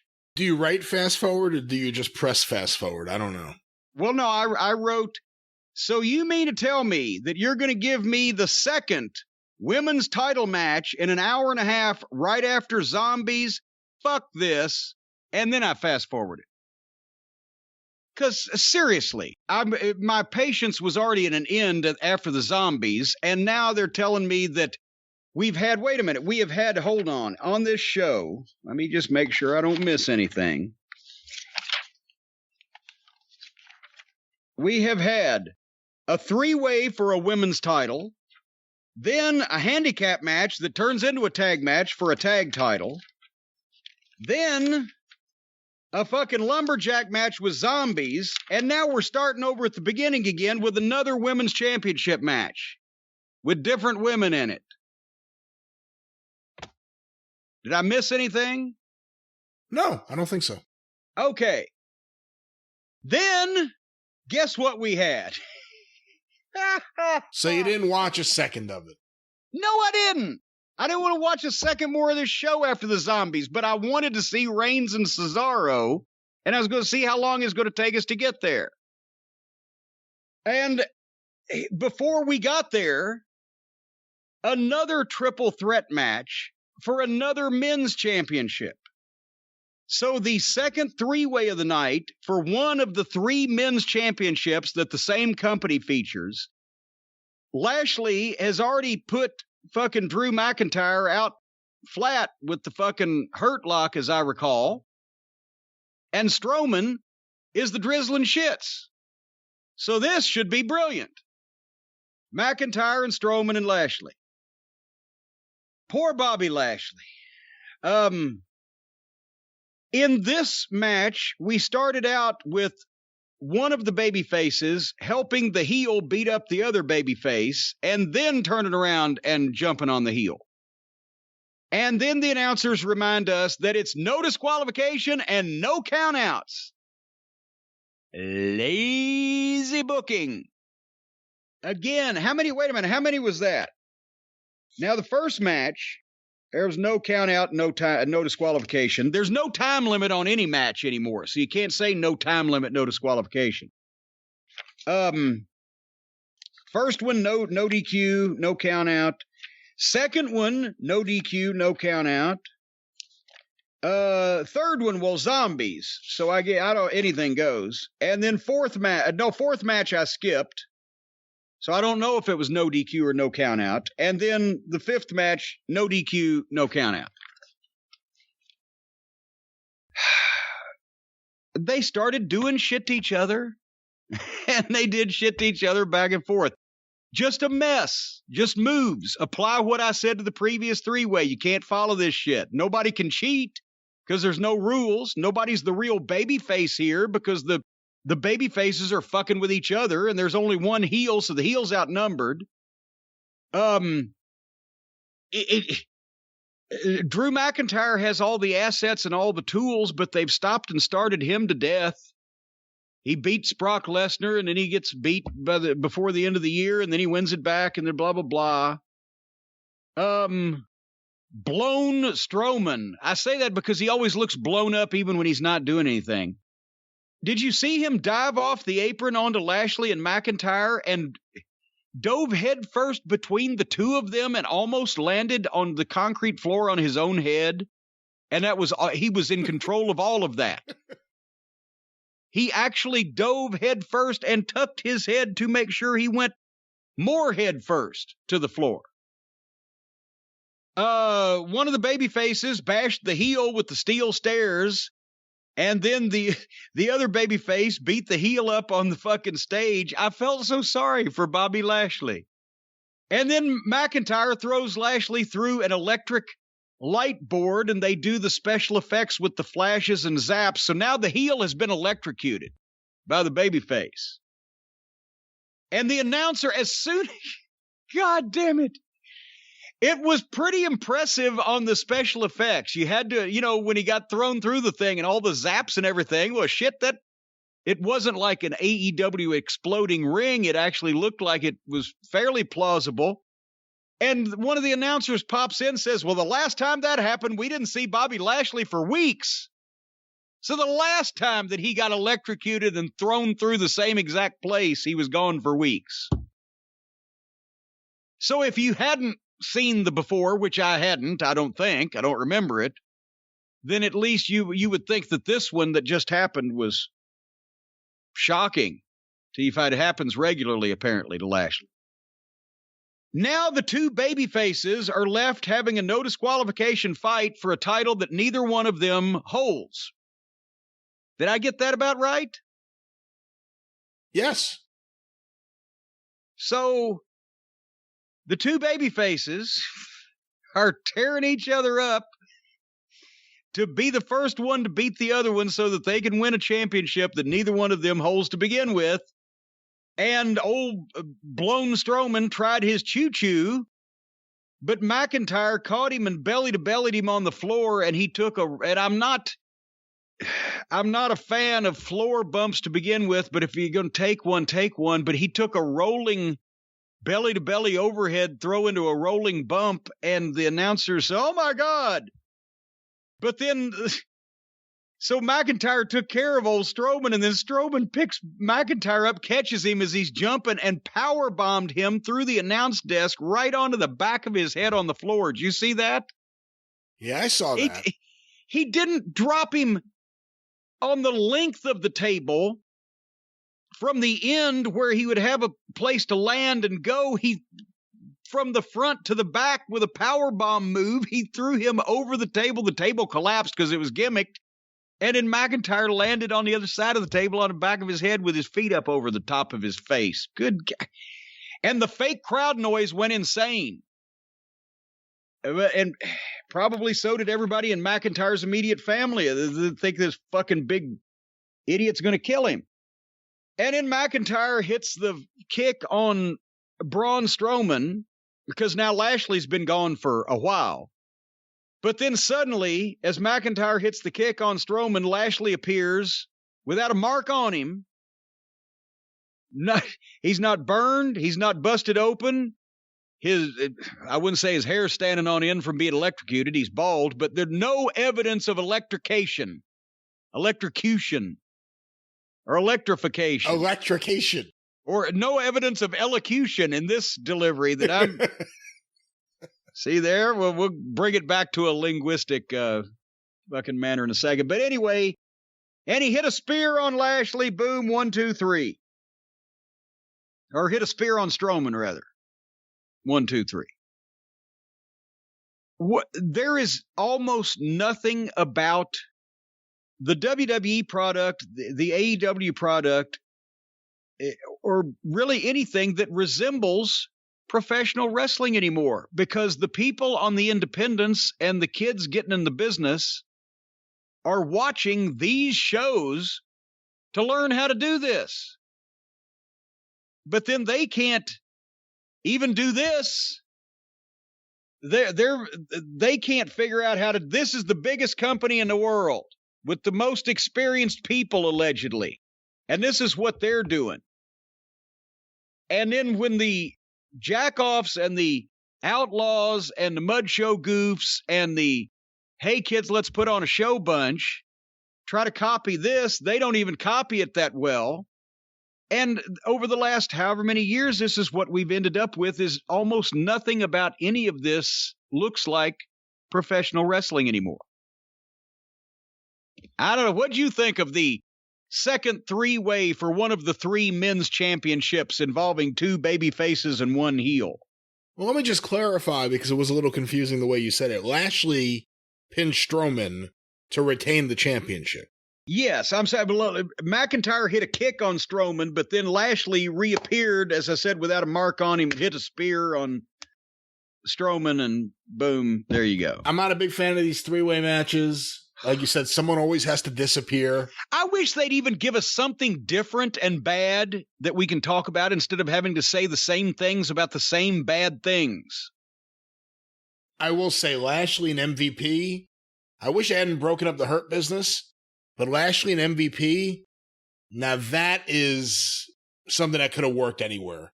Yeah. MVP talks and you believe him. He doesn't seem like he's rehearsed or he's just saying lines. Lashley looks like a star. He's never looked this good as a wrestling star. And the suit, just great look. McIntyre, my big lasting thing with McIntyre, now that we've watched several of his matches over the past few months, how ridiculous it is, him coming out with the sword, and he holds the sword over his head, and then is there a little insert in the stage for him to stab the sword? Yes, yeah.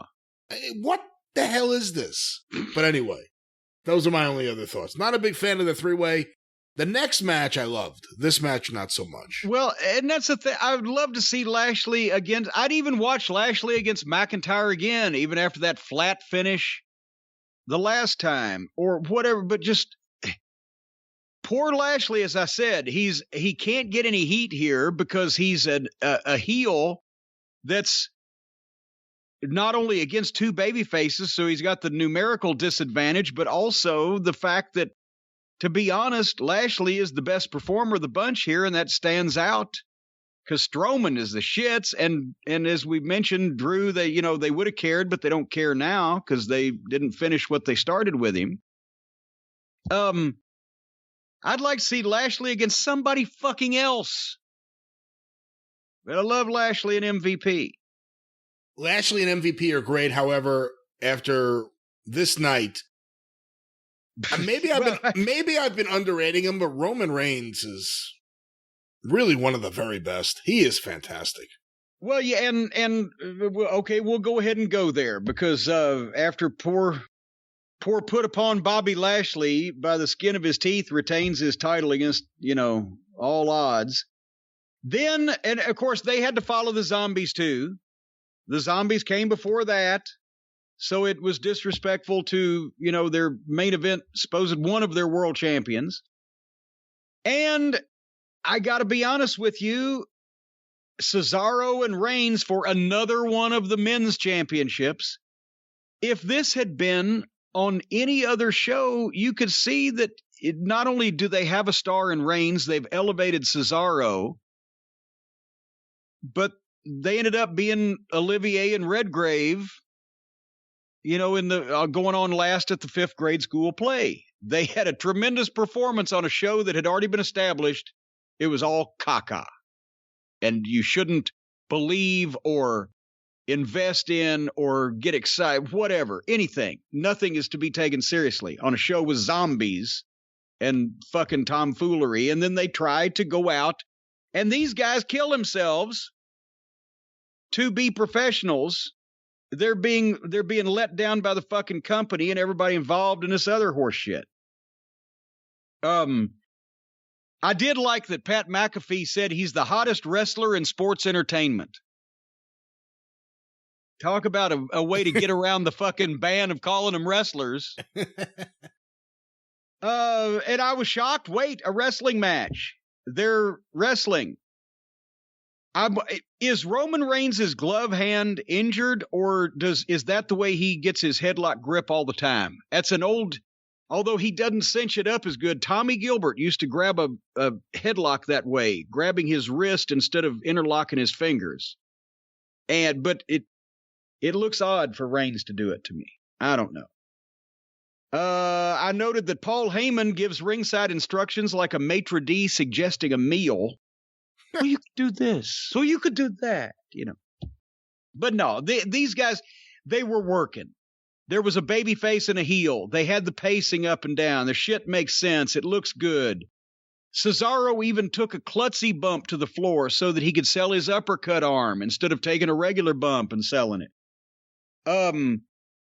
They worked hard. They did everything right. I even wrote here, I felt bad for them. They had to be on this show. And how fucked up is it that you have to say that when guys are on a pay-per-view from the biggest company in the world and you have to say, boy, it's so embarrassing for them. They had to be on this show. They're doing so well. Cesaro, I keep wanting to say Claudio. Cesaro did a corkscrew dive and wiped Roman Reigns out with it. And that was the only dive in the whole goddamn match. So it was refreshing. And that good. And it looked good. Because you didn't say Roman Reigns wasn't waiting for it, and it was one guy trying to wipe out one guy instead of an idiot doing a fucking backwards triple Lindy onto 16 midgets from fucking the Lollipop Guild. I loved that forearm into the barricade and then the crossbody off the top. It was a good false finish. At that point, I was buying that Cesaro could win it because, I mean, let's face it, we talked before on the Backlash preview that is probably a little quick for Cesaro to suddenly be, you know, in the main events after the way they've booked him for the past fucking 10 years or whatever. But Reigns was doing a good job as Cesaro shit's credible enough. You were starting to think, well, they have screwier finishes. Maybe they might switch it. But he looked credible. And then when Reigns took back over, Claudio sold his ass off and fought from underneath. And his arm was all welted and marked up from all the shit they were doing. And then he made a comeback and did that outside-in superplex on Roman Reigns. And I know everybody's going to say, well, you know, they know how to go up for suplexes. Fuck you. Try those goddamn physics where you're picking up a 270-pound guy or whatever while you're standing on the bottom rope inside the ring and you've got to get him up and clear him. It's fucking amazing. You know, but then I loved the match up until the finish. I mean, Claudio got the sharpshooter. He got the crossface. Reigns turned out of it, hit him with a power bomb. At that point, I was thinking, boy, it's starting to be time to go. And if they really can nail something here. And then all of a sudden, they did the thing where Reigns rolled through and got the guillotine. And Cesaro didn't get out of it, but he picked him up and power bombed him, but he held it. So then he got out of it, but then back in, but then he pulled out of it a little bit, but then back in, and then the referee rang the bell. And I went back and I timed it. From the time that Reigns rolled through on the guillotine, with the only real change in position being that Cesaro picked him up and powerbombed him and he didn't let go and they were right back in the same position. 1 minute and 20 seconds in a stationary position, and the heel beats the babyface flat by just choking him out right there in the middle of the ring. That was the flattest fucking... Since when did... People are talking about how boring wrestling was supposed to have been in the 60s. Did you ever see Bruno hold a bear hug on a heel for 1 minute and 20 seconds and then he fucking submitted? Or did they? Or a heel win without cheating, something or like a this. heel win without cheating. And even if they want the heel to win without cheating, can it be that the fucking babyface goes for a high impact something and misses it and rings his own bell and then gets fucking hammered with a goddamn boom? If you're elevating Cesaro especially, then have him get beat 1, 2, 3 on a close one that he slipped on a banana peel and fucking got his bell rung and then he got beat, but it could have been different the next time. Well, the whole match, it could have been different the next time until Reigns just fucking grabbed him, held him down in the same place for 1 minute and 20 seconds and choked him out. I don't understand the modern thought process behind these finishes where, as we mentioned McIntyre lost a couple of times after he beat Brock Lesnar in the same calendar year, which that is crazy to me. Lashley put McIntyre out with the fucking full Nelson that they weren't even using as a finish still when Bruno was champion. And I explained how you can get that over as a finish, but on a pay-per-view against a top fucking babyface, you do it a different way. All these finishes are just, you're supposed to build to the big pop. A main event championship match is like one of the better fucking jack-off sessions you've ever had. And if you get it just right at the end, boom! Or you can just squeeze hard and don't move your hand for 1 minute and 20 seconds. I didn't get that finish at all. I loved the match. Finish was fucking death. What'd you think? Really liked the match. Thought it was great. not as negative about the finish, although I'm not crazy about it. Like I said before, he's a heel, just mowing through baby faces with no problem. Even in this case, without Jey Uso helping him. Also, I thought that, just it stands out. If you're going to have a company where you're going to have a serious champion in Lashley, or in this case in Roman Reigns, and you want them to beat baby faces cleanly, all right. If you're going to have a promotion where there are good guys and bad guys, but there are clean finishes and no silliness, I'm all for it. But you said, there's a difference between a clean finish and a flat finish and a boring finish. What about a slam bang finish where fucking finally Reigns just fucking caught him coming off the ropes with a big spear, boom, and hooked his leg. Boom, 1, 2, 3. It's supposed to be a pop, not a what? Oh. And then Cesaro's laid out, just been choked out.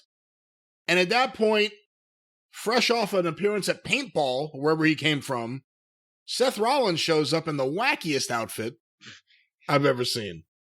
And then they kick the shit out of poor Claudio again. Yeah.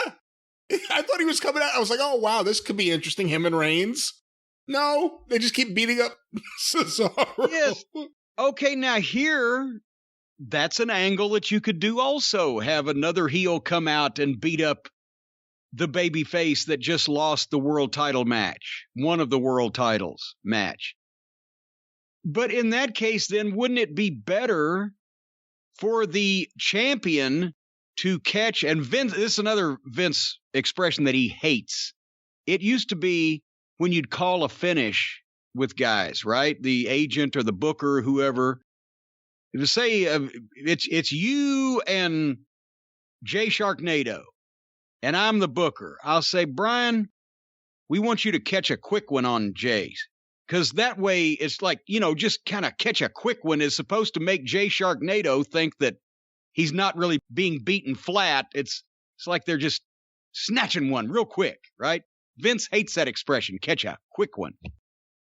But in this case, if Claudio had been fresher and boom, and got beat 1, 2, 3, but still was able to come up selling and looking at it, having a mean face at fucking Roman Reigns, and like, goddamn, there'll be another day.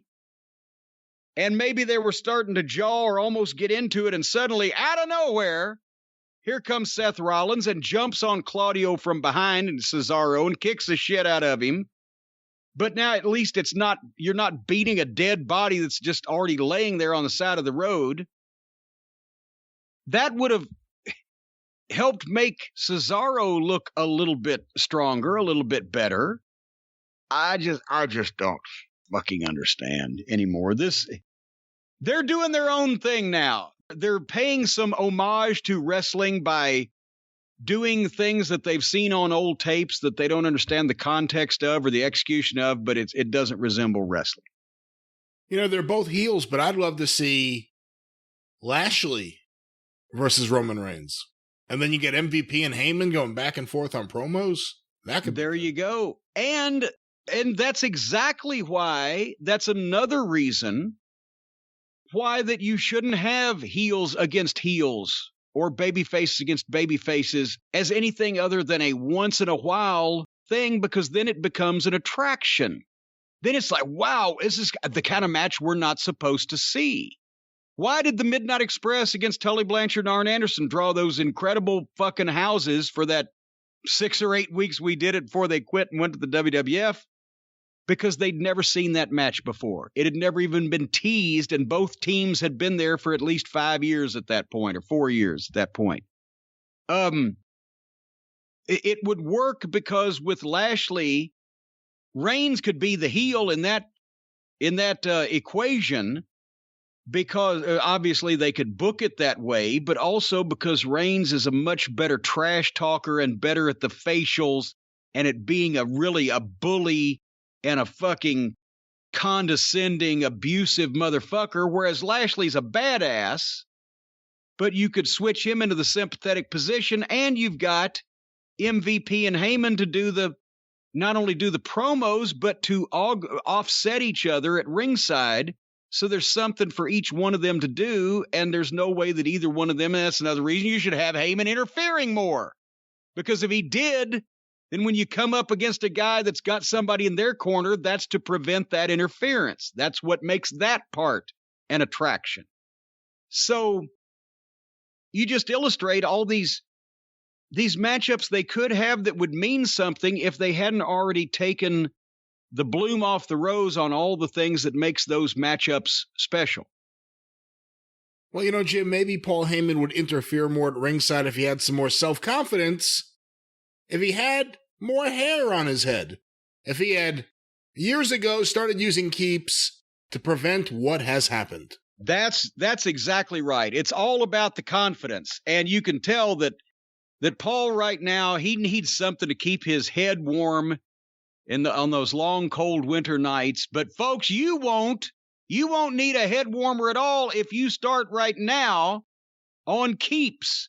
And as a matter of fact, I've got an email from one of our listeners. We've been talking about keeps in the past. We haven't mentioned them here lately, but they're back with a vengeance. But Lucas had written me this a couple months ago. Dear Jim, I have a gripe with one of the sponsors of the show. Last year, I began to slowly lose my hair. It terrified me as I was only 28 years old. And after hearing your many advertisements for keeps on the experience and the drive-thru, I was on the fence about trying it. But as the months went on, I was slowly losing more and more hair. So finally, I decided to look into treatment with keeps because I figured, what do I have to lose? Oh, that's right, my hair. While browsing their website, they mentioned that most men actually experience hair regrowth. I did not know this because I'm pretty sure the advertisements on your show only stress that you can keep what you have and so you don't lose any more, instead of focusing on what sold me hair regrowth. But I've been using keeps for 6 months and am proud to report I've seen significant hair regrowth. As you've said before, it won't help grow hair on a billiard ball, but it's definitely worth trying if you're starting to lose your hair. And that's what we were talking about. So we were both right, folks, in that keeps and everybody else is honest. If you are completely bald, if you've lost it, if you're already there, keeps is not the right solution. It cannot reverse advanced baldness, but it does not only stop hair loss, but indeed foster the growth of some of that initial hair loss back. So the point is, we don't want to false advertise here, folks. If you're slicker than a billiard ball, you will not get much use out of this. But if you're losing your hair and you want to get a little back and fill in some of those areas there, you need to get on the keeps. And right now, folks, as a special offer, if you go to Keeps, that's KEEPS, keeps.com/JCE, you'll get your first month of treatment absolutely free. Keeps.com/JCE. And if you go to Keeps.com, you can read the customer testimonials. You can check out actual customer photos. And it's, as we said before, it is delivered to your home in a, I don't know if it's a plain brown wrapper. I don't know about the color, but it's delivered to your home, and it doesn't have "for bald people" plastered all over it. But if you don't want to, if you don't want to go out and go to the doctor and go through all of that stuff, the folks at Keeps can take care of you. Again, Keeps.com/JCE for your first month of treatment for free, and you will end up looking like Lon Chaney Jr. in The Wolfman. Or maybe not that far. You know who else could have used Keeps a long time ago? Shawn Michaels. Boy, oh boy, he looks like a whole different person, doesn't he? Did you even get a chance to watch the biography yet? I know you've had so much to watch on TV the last day or so. Well, I watched the biography live because I don't want to. If you watch a WWE pay-per-view live, then you spend 45 minutes of the show on entrances. So, but you can't fast forward entrances in the biography specials. But no, I watched that as it aired. And as predicted, if you're still alive, you come out looking a whole lot better than if you're not. Because so far, the only subject that is not still around was Randy Savage, and that was the one that was uncomplimentary and all over the place. This one, it makes me wish I'd have given Shawn Michaels another chance from being a fucking complete prick all those years ago, right? That's what I wondered. Watching it, as soon as it started, I said, I wonder if Jim sees this and says, he really does seem like a different guy. And I did. And I said, then I said, you know what? If he hadn't been such a massive asshole before now, I'd have probably loved the guy. He was a great wrestler. We've always said that. A great performer and a great wrestler, and he got the fucking wrestling business. He was just, as much of this indicated, a complete asshole and an unreliable prick. But as I said, the way they painted him in such a good light by the end of it, I always almost wished that I was somebody that would give people second chances. I identified with him as an obsessive teenage wrestling fan. But did you notice there was more pictures of him with color as a fan than there was when he actually got in the wrestling business? Every picture of Shawn Michaels as a teenager pretending to be a wrestler, he's covered with blood.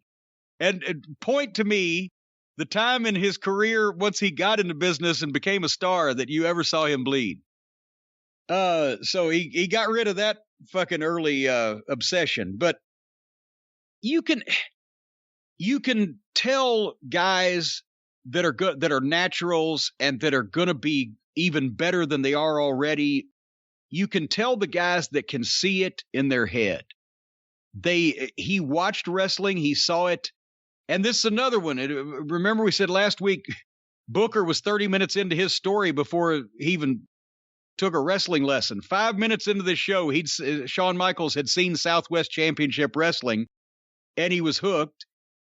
And going to wrestling school, you can see that he saw it in his head. He knew what this shit was supposed to look like. And I just looked up before we went on the air, the date of the match I was thinking about. He maybe started training in 83, but it was 84 when he first really started wrestling in front of people. And they mentioned that after he trained in San Antonio with Jose Lothario, that he got booked out to Mid-South Wrestling, and we had one of his matches on that. I guess he was there. It was in November of 84, so we were leaving. He was probably there for a couple months, and then he did some jobs in Dallas, because they kind of juxtaposed or interspersed the Mid-South and Dallas footage as if it was all Mid-South Wrestling. There was even one graphic. He's in the ring at the Sportatorium, and it said Mid-South Wrestling. Yeah, that's the one. There's no one there who knows the difference. That's the sad part. Yeah, well, I don't think they cared. It's little things, but anyway, so he was only there for a couple of, months at each place, just doing jobs just to get experience. And then he finally got the spot in Kansas City. But I remember the match specifically we had with Shawn Michaels in Baton Rouge. And I know a lot of people now would go, oh, well, why wouldn't you remember that? You worked with Shawn Michaels in his rookie year. Well, that's the problem, is nobody knew that this fucking guy that nobody had ever heard of was going to be, one of the biggest stars in the business in 10 years or whatever. So, but the reason I remember it is because we could see he was going to be something. It was Shawn Michaels and Brickhouse Brown, and it was just a match for us, an underneath match. We were finished with the Fantastics program, but we were going to come back to Baton Rouge in either at the next show or the following one and do the scaffold match with the Rock and Roll Express, because we were on our way out of the territory. So it just so happened, timing wise, this was just a preliminary match for the Midnight Express to win in between those two things. And with Brickhouse and Michaels, Dundee came in, and all I remember, because we knew automatically he was one of Jose's guys, is all I remember is that Dundee said, hey, this kid, Jose's trained him over in Texas, so give him a couple of spots, don't just eat him up. And that was it, right? But when we go out for the match, Bobby gets in with him, and he does a couple things, maybe a hip toss, arm drag spot or whatever. And then I saw Michaels grabs a headlock and they're taking a little extra time. And then they start rip roaring. And Bobby liked to call spots with guys that could do spots. That's why every time we had George South on TV and in the TBS days, they came up with like a 8 or 9 phase high spot just to fucking do it. And Bobby started calling stuff for Michaels.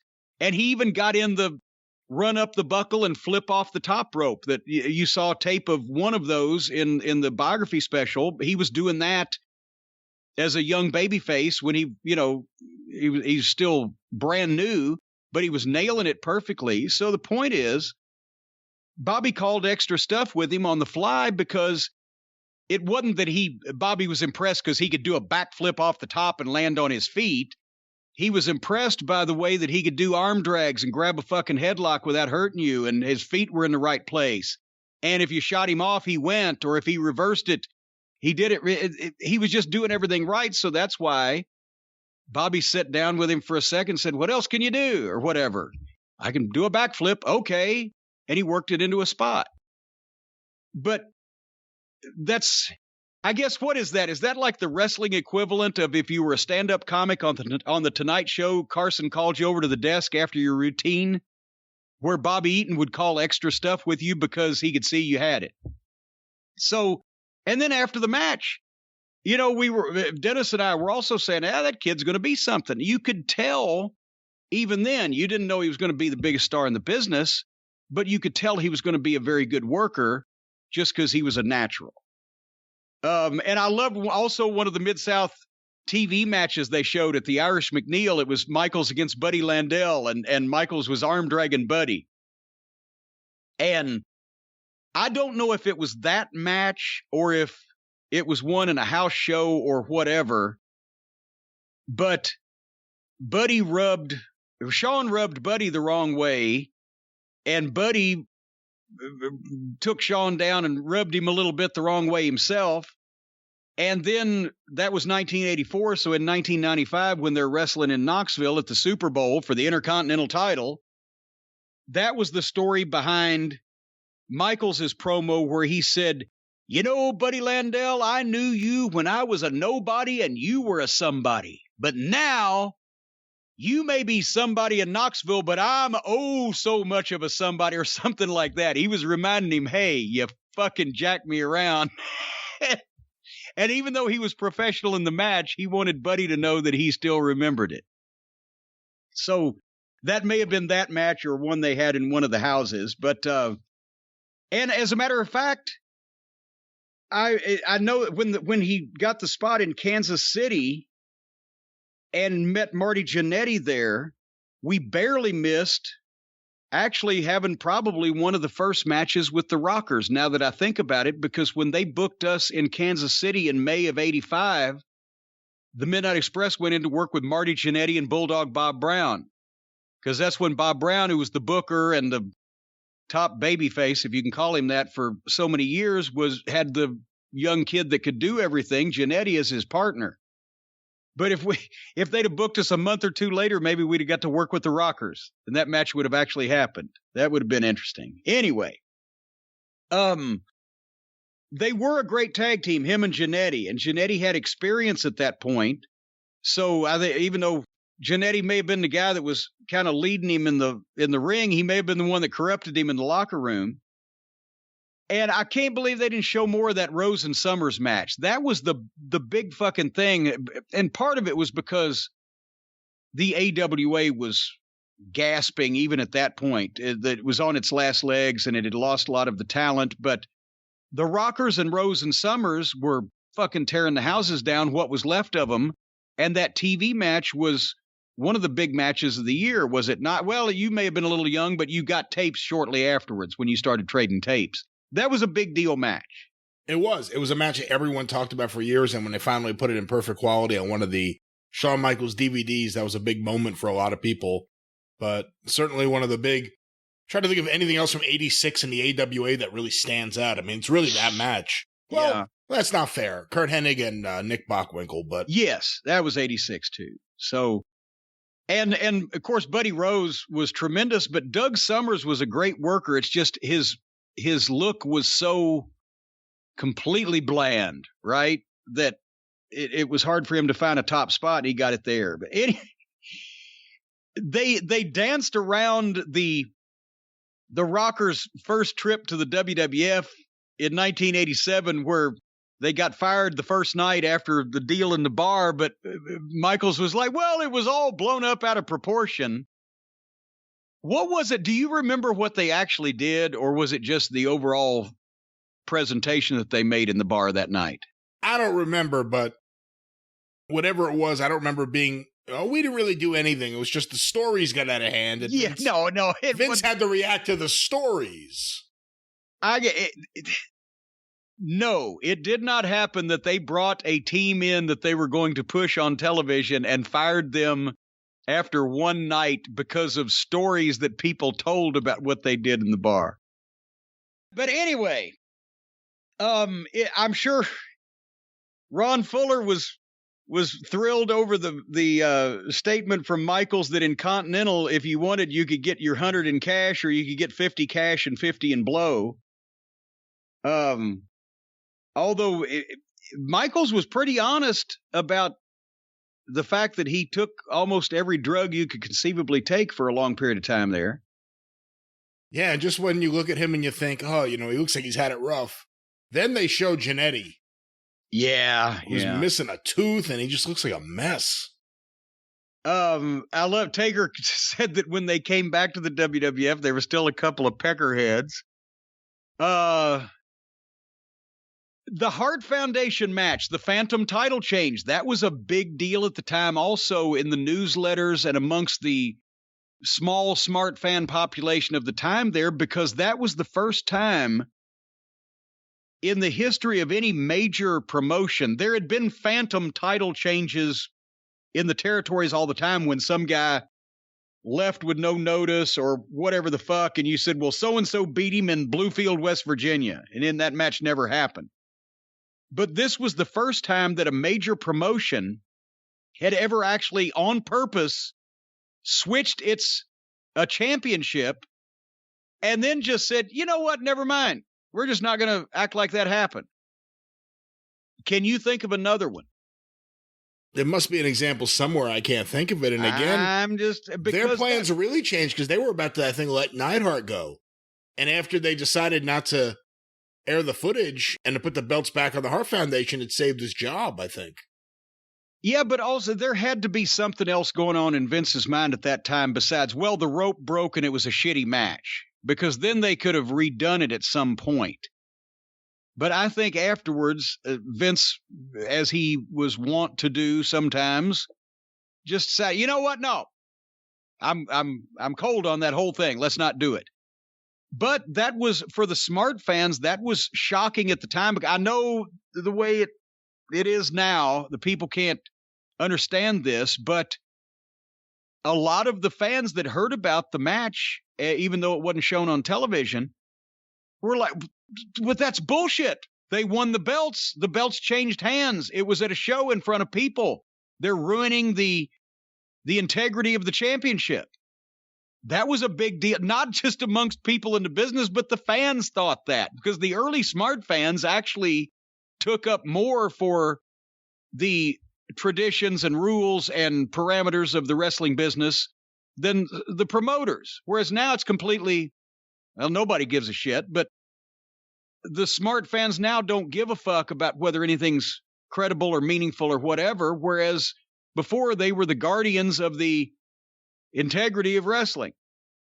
And I don't remember, maybe somebody else out there can bring it up, I don't remember another company ever, a major promotion, changing the title in front of people and then just saying, no, never mind, we're not going to show it, it didn't happen. And, Vince pretty much started that. Vince started the let's retake the move when they got big time television production behind them and people who knew television. They were telling us this when I went up there in 93. If you fuck up a move, don't worry. We'll edit it out. Just go back to the same place that you started and do the move over again. And I was fucking mortified. I said, what about the fucking people in the building? Well, no, we'll edit it out before it shows on TV. I said, there's 10,000 people in a fucking building. And most of the guys would ignore it. And if something did screw up, they would work around to the same place and they'd do something different that started out like their fuck up or from the same place as their fuck up. But some of the newer guys just started taking that advice and doing it. And that's why they do it today. Because the TV people started telling them to.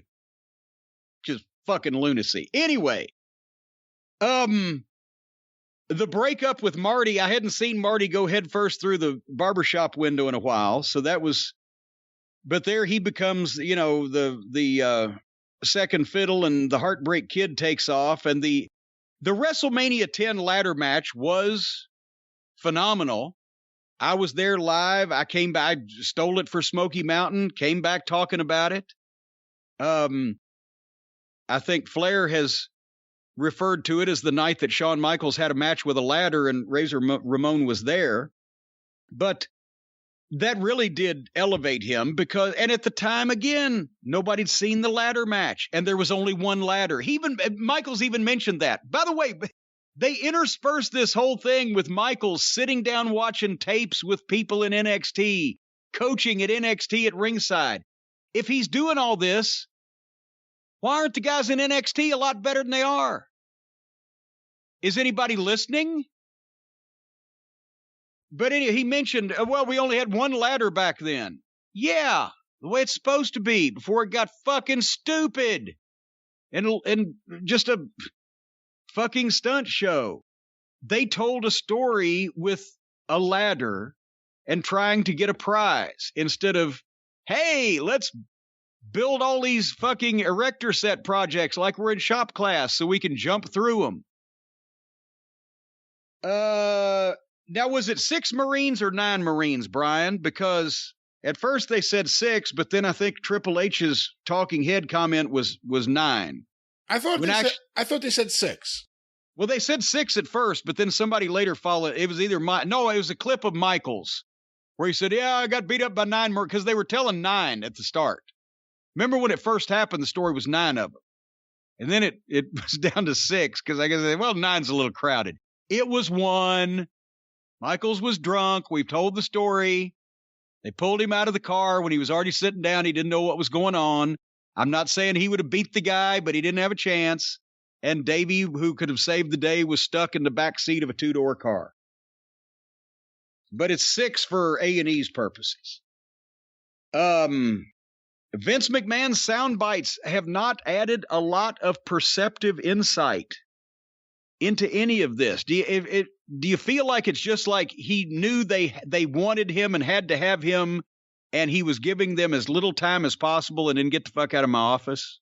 I think Vince's memory is completely shot, and there's very little that he could add to something like this, a documentary like this, that is really valuable. I don't think he remembers shit.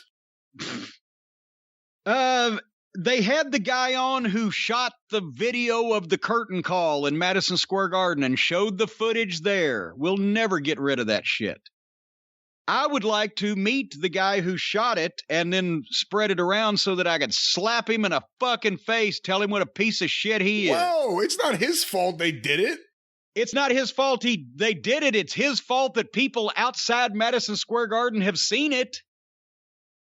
Well, if it makes you feel better, it seems like even he doesn't have a good quality copy of it based on what they put in here in the thing. And the other thing, too, is they always talk about, and I knew they were going to do it here, that the curtain call happens, and Vince couldn't punish Kevin or Scott because they were leaving. And he couldn't punish Sean Waltman because he wasn't even there. And he couldn't punish Shawn Michaels because he's the champion. The only one he could punish was Triple H. Another way of looking at it was Triple H was the only one out of all those guys who was sober. He's the only one who should have known better. He's the only one who should have known better. And that was the thing, is that when Triple H went around apologizing to everybody, as he was instructed to by the office as part of his penance, I said, how did you not see that they can't do anything to those two? They left. and Shawn's got the belt. So there you are. And and of course, as we've since mentioned, he didn't mean the apology. He just was biding his time until he got enough pull to fucking go, oh, look what we did. And that's the thing. Triple H sat there and said, this had never been done before. And the people were going insane. No, they weren't. I was there. They were going, what the fuck's going on? Because it was Madison Square Garden, not a fucking fan fest of observer readers. Even then, even in New York, out of the 18,000 people in that arena, Brian, how many people would have been reading the Wrestling Observer in 1996? Even in New York. Do I say a few hundred, or is that too high? I don't know, but I don't know. 100? If it was 1,000 people out of 18,000 is not going insane, because they were going, what the fuck? Because they're the guy that they were just fighting, and now they're up and they're hugging, and here's the other guy. Well, he's a good guy and he's a bad. What the fuck? They did it for themselves to show that they could and to stroke their own egos. And they shit on the wrestling business in the most famous arena in the world, which was like Vince McMahon's dining room table, to show that they could. And then at least they put in Flair's comment. If they'd have done that in other places some years previously, they would have all four gotten their asses kicked, which they would have. But there weren't enough responsible people in the WWF at that point in time to do that. Jerry Briscoe wanted to. Jerry Briscoe set a shot put record. He had his satchel bag with him, and he fucking launched that thing down those long Madison Square Garden hallways back in the locker room area. He launched one. He was fucking hot. He wanted to stretch the bunch of them. I just walked away and tried to figure out how the fuck we could get out of Madison Square Garden as quickly as possible. Anyway, great stories on Triple H playing babysitter while Shawn Michaels had a mental and drug-induced breakdown over not being able to handle the fucking pressure that Bret Hart knew he wouldn't be able to handle, which is why Bret dropped the belt to him and then took the year off to go make Lonesome Dove so that he could come back and save the company when Michaels self-destructed and cracked up mentally and overdosed, which he did all of those things. He claimed his lost smile was because of the torn ACL. And that's the first time that I've heard that the ACL was all the way torn. Because when he came back from that career-ending injury, about 6 weeks later, I've heard it was just either a partial tear or some cartilage, or we can handle this with some physical therapy. He didn't want to drop the belt at WrestleMania to Bret. But because he's still alive, they had to fucking put doubt on that and make his lost smile comment somewhat, reasonable, or the reason behind it somewhat legitimate. It wasn't. He didn't have a career-ending injury, and he certainly wasn't hurt so bad that if he did have a career-ending injury, he couldn't wrestle one more match to drop that title. No, I can't wrestle ever again because one doctor said I got a bad knee. So I'll sit out for 6 weeks till I don't have to drop the title anymore, and suddenly I can just wrestle just fine. Then they glorified DX by talking about how cutting edge they were and how they went and assed off on television. I always thought that they were embarrassing and they were jacking off on Vince's national television show that he was paying for. And I didn't see why he put up with all of that shit. Montreal, suddenly now Vince is the heel and Michaels was the innocent, gutsy employee, according to Bruce Pritchard, doing what he was asked and risking his reputation to do it. Plus the usual bullshit, and it was The Undertaker this time. We had to do this because Bret could have showed up on Nitro the next night with the belt. No, he couldn't have. No, he couldn't have. And nobody thought, and Vince didn't think he was going to do that either, because he knew that that was not a possibility. He was not going to show up with the belt. The whole bone of contention was not, and I will repeat this again, was not that nobody trusted Brett. It's that nobody trusted Eric Bischoff. And why would you trust Eric Bischoff? The definition of a game show host con man. And the thought was, and the fear was, that if Brett retained that weekend, the next time that WCW was on live television would be the following Monday, where even if Brett couldn't appear or be on with the championship belt, the only thing that Vince had was Eric Bischoff's word that he would not announce that we have just signed, ladies and gentlemen, and he will be appearing for WCW very shortly, the current reigning WWF champion, Bret the Hitman Hart. And there wouldn't have really been anything illegally they could have done about that if he had have. So I know that people now go, well, what difference does it mean? It's just a wrestling belt. No, it was your goddamn world champion back when a time where such things were rightfully considered sacred. And no way was anybody in that company going to let Eric Bischoff be able to say that he had signed the WWF champion. The guy that just lost the belt? Fine. Not the champion. And that's where that whole thing hit the wall. Anyway, the casket bump. Did you see the Royal Rumble casket bump? Of course. He didn't even sell it at the time. Did you see it? I was about to say. Well, such as it was, this has been the modern day Dory Funk Jr. truck wreck on the ranch. And you know where I've always the side I've always come down on. Yes, I believe that Shawn Michaels could have had a bad back. I believe that every wrestler in the business has a bad back, or somebody could make the case that they've got a bad back if they want that case to be made. And I'm sure also that he had surgery.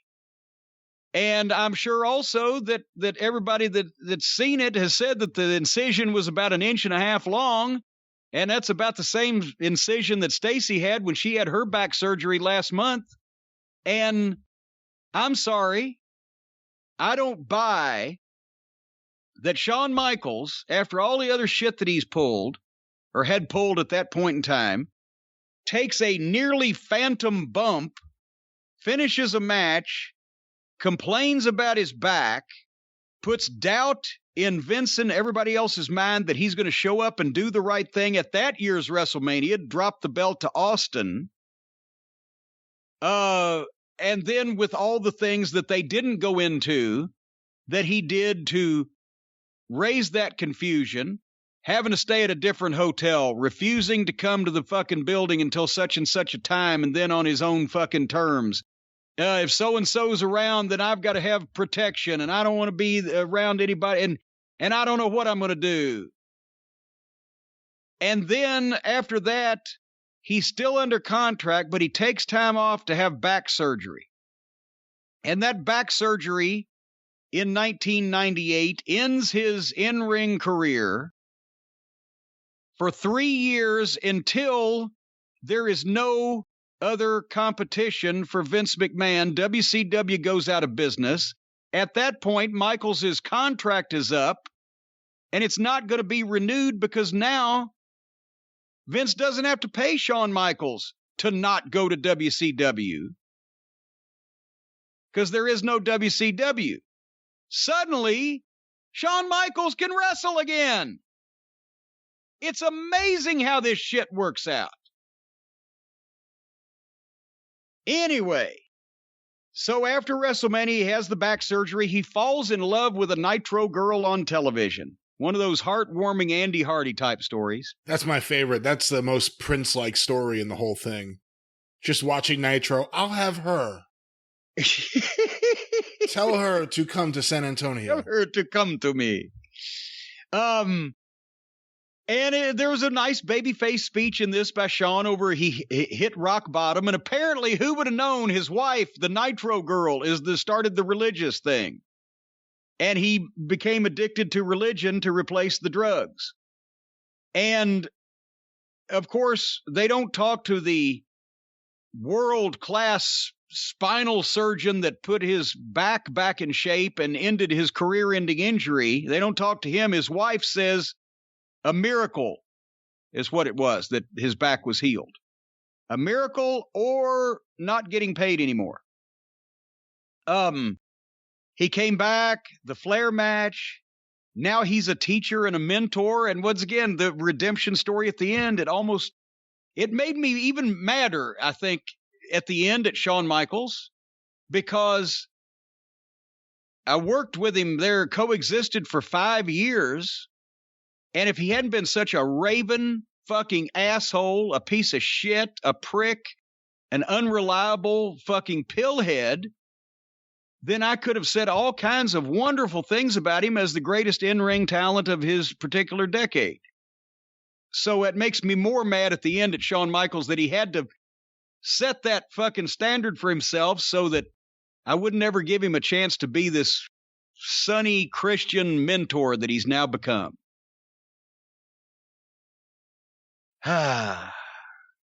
Michael Cole, or not Michael Cole, but Adam Cole. There's so many Coles.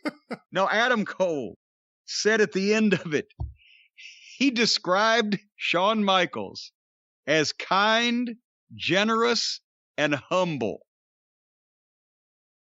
He may be now, and I bet all the guys who know him now love him. But I promise you, if you had come into a fucking room at Vince's house or at the Titan Tower or at any arena, and there was Vince McMahon and Bruce Pritchard and me and Jim Ross and fucking any of the agents, Jack Lanza and fucking anybody involved in the company at the time of the 90s, and you said, boy, Shawn Michaels is kind, generous, and humble, they would have drug tested you. Jack Lanza would have laughed. We would have all blown snot laughing. They would have drug tested the person that said that. Can a leopard really change his spots, Brian? What do you think? I don't know. I mean, it was weird seeing this. He seemed like a different guy. He was talking about his past self like he understands a lot of his problems. I was surprised how open he was about cocaine talk. Yeah, he admitted you couldn't. It was only a 2-hour program. He couldn't have admitted all the drugs he took, but he admitted a lot of the shit he did.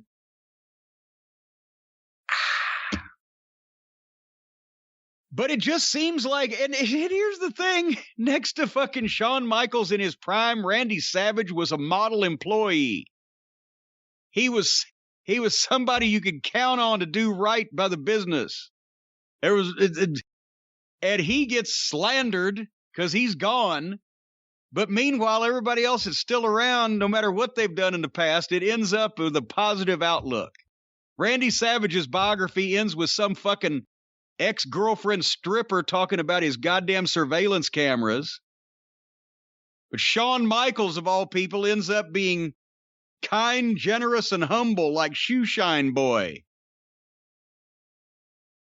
Well, that was the biography of Shawn Michaels. Perhaps you're someone who cares about history. The world has turned upside down. Perhaps you're someone who Shawn Michaels has offended or bothered in the past, and you watch that and you don't know what to think about things today.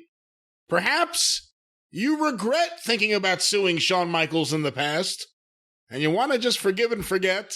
Perhaps you regret starting into that segue. What do you mean, perhaps?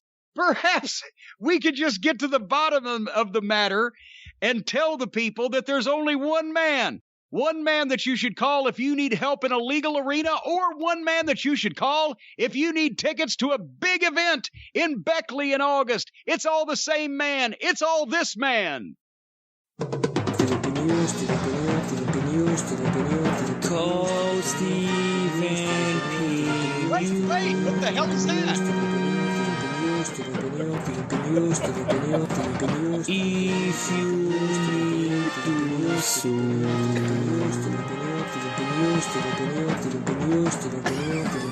an outlaw macho or two, you will sue their ass. He will will sue that ass. I want to give credit to Rocky the Remote, but that, of course, was Lior there. Lior has covered. He didn't tell me either.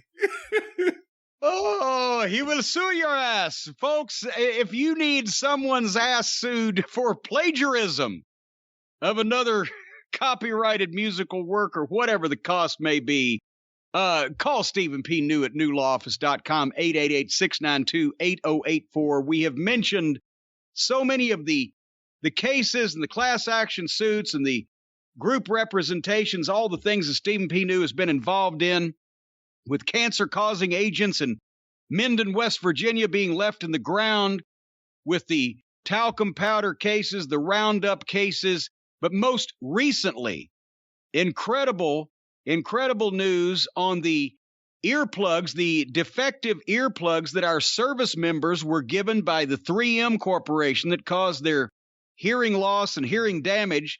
The first few of those cases have gone to trial and have resulted in multi-million-dollar judgments. And Stephen's got a bunch of those coming up. And if you want to get in on that because you or a member of your family have been victimized by this, we've gotten several, I think almost a couple of dozen now, members of the cult of Cornette who have referred members of their family or their social circle to Stephen P. New. If you know someone, if you have a member of your family or a close friend or even an acquaintance that you want to help out that has been damaged in some way by these cases that you're hearing about on television on a regular basis, Stephen P. New's the man for you. 888-692-8084. Get even with Stephen at newlawoffice.com. And the big Raleigh County Armory Beckley Bash, the Bash in Beckley this coming August. Jerry the King Lawler is going to be there. A bunch more things. It's an all-star wrestling promotion with the official sponsorship of New Law Office, and they're gonna have a big crowd in Beckley, something that I could never accomplish. Despite all my other accomplishments, Brian, as a promoter, I couldn't get the crowd in Beckley. I didn't have Stephen back then. If I had him, he would have only been 8 years old anyway. So there you go. Stephen P. New. Yes, that's the one I'm talking about. Well, let's get a few more questions in here before we wrap things up, Jim. Several people, as we are recording, are sending this to me. Lanny Poffo has written an article on Pro Wrestling Stories responding to A&E's biography of Randy Savage. Well, what's he saying? Let me scroll down just to see. It reads just... it reads like Lanny. Did Randy Savage really lock Miss Elizabeth in the closet? That's the subject. Here's the thing. The secret to a happy marriage is still a secret to me. I'm a one-time loser. I was once married, now divorced. Like, you see what I'm saying? Like, it's a very Lanny way of addressing things. Well, yeah, that sounds like Lanny. He didn't have a ghostwriter. The secret to a happy marriage is also a secret to someone like Jerry Lawler, who has been divorced 3 times. I don't know why. Why did he drag Lawler? Why? I was about to say, Lawler's got to be there. How did I get involved in this? Oh, I guess I see why now. He was in the documentary. So I don't know why he feels the authority to give marital advice. Wrestlers love to make profound observations that they have overheard. Contrary to popular belief, my brother Randy Savage never locked Elizabeth in any closet in the dressing room. What was Randy supposed to do? Let Elizabeth take a shower with Brian Knobbs? It's much easier to speak about it now that Randy's gone. So I'm scrolling through it. It's... Well, that's, with all the guys roaming around in the buildings back then, you want to make sure there's a little partition between your loved one and the rest of those slobbering nincompoops. I want to say that 75% of the A&E biography episode on Randy was great. 20% of it was lousy, and 5% was just horrible. The people responsible for the 5% are Stephanie Bellers, Gorgeous George Frankenstein or whatever, and Bubba the Love Sponge. These are two... But basically the same shit we said. Well, we can understand why Gorgeous George was in there, but why the fuck was Bubba the Love Sponge in there? That was a little much. Let me scroll down a little bit. One of the things mentioned was Randy asking me to write the song Be a Man about Hulk Hogan on his rap album. It was the only time I've refused Randy anything. I can't do that. He replied, can't or won't. I said both. He said, why not? I explained to my brother, I was like someone who finally got a date to the dance. Hulk Hogan took me off the scrap heap and wrestled me on Saturday night's main event. I had 4 months of main events, all because of Hulk Hogan. So he wouldn't write a negative song about Hulk Hogan. Here's another subject line correcting Bruce Pritchard. Speaking of writers, the former brother-in-law Bruce Pritchard said in the A&E biography of Randy Savage that my mother was from Germany during the rise of Hitler. Basically, he was saying my mother was in the Holocaust. While that's a good soundbite for a creative writer in wrestling, it's simply not true. And he dispels that, but apparently not very happy with this documentary here, and he's going even more. In the episode, Stephanie says that she and Randy took ecstasy. I don't believe my brother ever did that kind of stuff she mentioned. Maybe he did. Maybe he didn't. But it was totally inappropriate for her to say those things. She also mentioned my brother took steroids. No, it wasn't steroids, because that was illegal at the time. It was human growth hormones. Well, now he has not said anything incorrect there. There's a loophole. It was a loophole. Such a weird bird, isn't he? He's indignant over the way that his brother and his family in extension of that was maligned by the people at A&E. What other biography? I guarantee if Ultimate Warriors is positive, it will be. Then we know they just had it in for Randy Savage, because he's the only other dead one. And what a fucking uncircumcised prick he was his almost entire life. So we'll see what happens. Well, Jim, another popular topic that several people have been sending in the last few days. Cody Rhodes on Twitter had some thoughts about the promo he cut the other night. Did you see this? I did not. I saw the promo. I did not see his comments about the promo. Well, apparently... I wonder if he saw our comments about the promo. Well, apparently a fan named Shawn tweeted at Cody, "Congrats to Cody Rhodes for the worst promo in the history of the promotion." Oh, God. So naturally, a comment like that, Cody responds, and some say it's the absolute best in modern history. Who were those some? I don't even consider it a promo, because it was real. As always with me. And the discourse and discussion is what makes wrestling beautiful. It's not easy in 2021 being proud of American heritage, warts and all, but I am. Very. So there's Cody's response. Apparently some people think his promo the other night was the best promo of all time. Oh, excuse me, modern history. Modern history. Yeah. Maybe Shad Khan, because he got mentioned. Maybe he thinks that he's one of the people that think that that's just lovely. I don't know. Cody, what are you going to do with Anthony Ogogo? Are you going to do something with, he's QT's number one student, and you and QT had your falling out, and now QT's sending him to get you? No. I'm thinking like a whole war with me and England. By the way, it's the English dream, Cody, not the England dream. Well, and also somebody pointed this out to me while he was trying to build up heat on the heel for burying him under the British flag. And Ogogo is either black, or you can't call him African American because he's not American, but either black or mixed race himself. So which side does he belong on? The folks that Cody was for, or the folks that Cody was again? Does that make any sense? That's a good question. It's a very good question. Because he was talking about America's complicated history with race while he's swearing he's going to kick the shit out of a black guy. And the only reason I didn't bring it up last week is because I'm so unfamiliar with Anthony Ogogo. All I wanted him to do was wake me up. That I didn't realize that that, yes, he's either black or mixed race. Somebody said that on Twitter. So it was a patriotic promo searching for a menace to patriotism that wasn't apparently there. We're not mad at the British. The guy that Cody wants to beat up for not being tolerant is black. I don't know where the fuck that all intersects. It does not make sense. But that is kind of funny. Well, we have a complicated history with race here in this country, so because of that, I want to kick the shit out of that black guy. He's fucking doing a promo about this guy crying about the fact he's about to have a baby. What does that have to do with anything?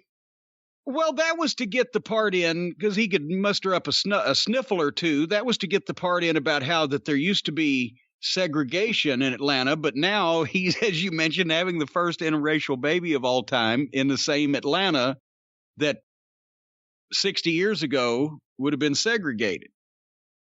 It's going to be really interesting with AEW going back on the road to see the difference, if there is one, in the fan reaction to Cody now versus a year and a half ago. Well, it'll be interesting to see if there's difference in reaction to all of them, because they've all done or said stupid things in one way or another. And now the rumors are starting to go around of what we've been hearing for a long time, that the vice presidents are all pissed at each other because they have different viewpoints and different priorities and different thoughts and etc. And some are not speaking to the others. They've kept this fairly well fucking guarded, but it's coming out now. It's been, what, a year has it been? Or more that we've been hearing that. But I mean, there, you can look at it like the fans that will actually sit and watch this thing and defend it. I'm talking about the AEW program and all that happens there. And for the WWE, there's WWE fans that will sit and defend that too. But we're talking about the AEW shows right now and reaction from the fans when they come back. For the AEW fans who sit there and watch this, despite the nonsense, and who make excuses for it despite the things they see in front of their face, people getting dropped on their heads, guys getting hurt, amateur productions, bad special effects, whatever the fuck, they're going to scream bloody murder and be over the moon for these people when they see them in person if all they do is come out, squat down in the ring, take a shit. But past that core audience, is there going to be any difference in casual fans' reaction to these people, or are there going to be any casual fans in the building to begin with? Very few, probably. They're not even in the casual fan getting business. They don't want to actually get people who used to watch wrestling to come and watch their program, because those people would be more offended at the shit they see than most. Because that's why they're not watching wrestling anymore, because all this silly shit. So who knows? They could have the same reaction because it's going to be the same people in the building. They've not gotten any new audience. And if they do, when people see it live, they'll run them off because they'll do everything that the disenfranchised wrestling fan doesn't want, which is silly, hokey bullshit. That's why they quit watching to begin with. So we'll see.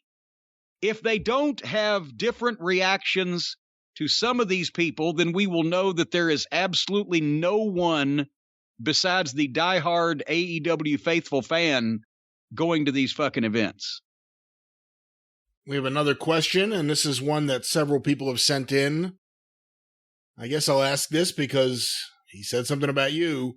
Did you see the latest Dave Meltzer tweet about you? No, because I believe I've mentioned that I've blocked Uncle Dave so that I don't get stupider by osmosis reading his fucking lunacy on modern wrestling.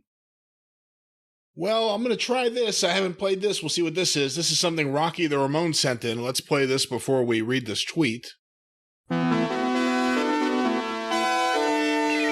The This is a CNN Cornette News Network update. What has crazy Uncle Dave tweeted this time? And now over to Brian and Jim. Well, thank you, Rocky the Ramon. We are here with this news update. It happens so often now we have our own stingers for it. That's right. And I can't talk with this in the background. Let me turn this off now. Sounds like my stomach after dinner at Taco Bell. So so Dave tweeted out last night, as we are recording, Priest beat Miz in a match with zombies as lumberjacks. It was far worse than it reads. And someone named Mark D21 responded, boy, am I glad I didn't watch that pay-per-view. Proof once again that Jim Cornette is right about everything. Well, Dave could not let that stand. Dave responded to that. Now, did he come back and say, but wait, I watched it again. It was a great match. He quote tweeted that comment and said, if he was, AEW would have folded in February 2020, and NXT would have beaten them every week on television after the first month. Omega wouldn't have drawn the 3 largest non-WWE pay-per-view numbers since 1999. Let me know what shows he predicted that correctly. So there's our latest update.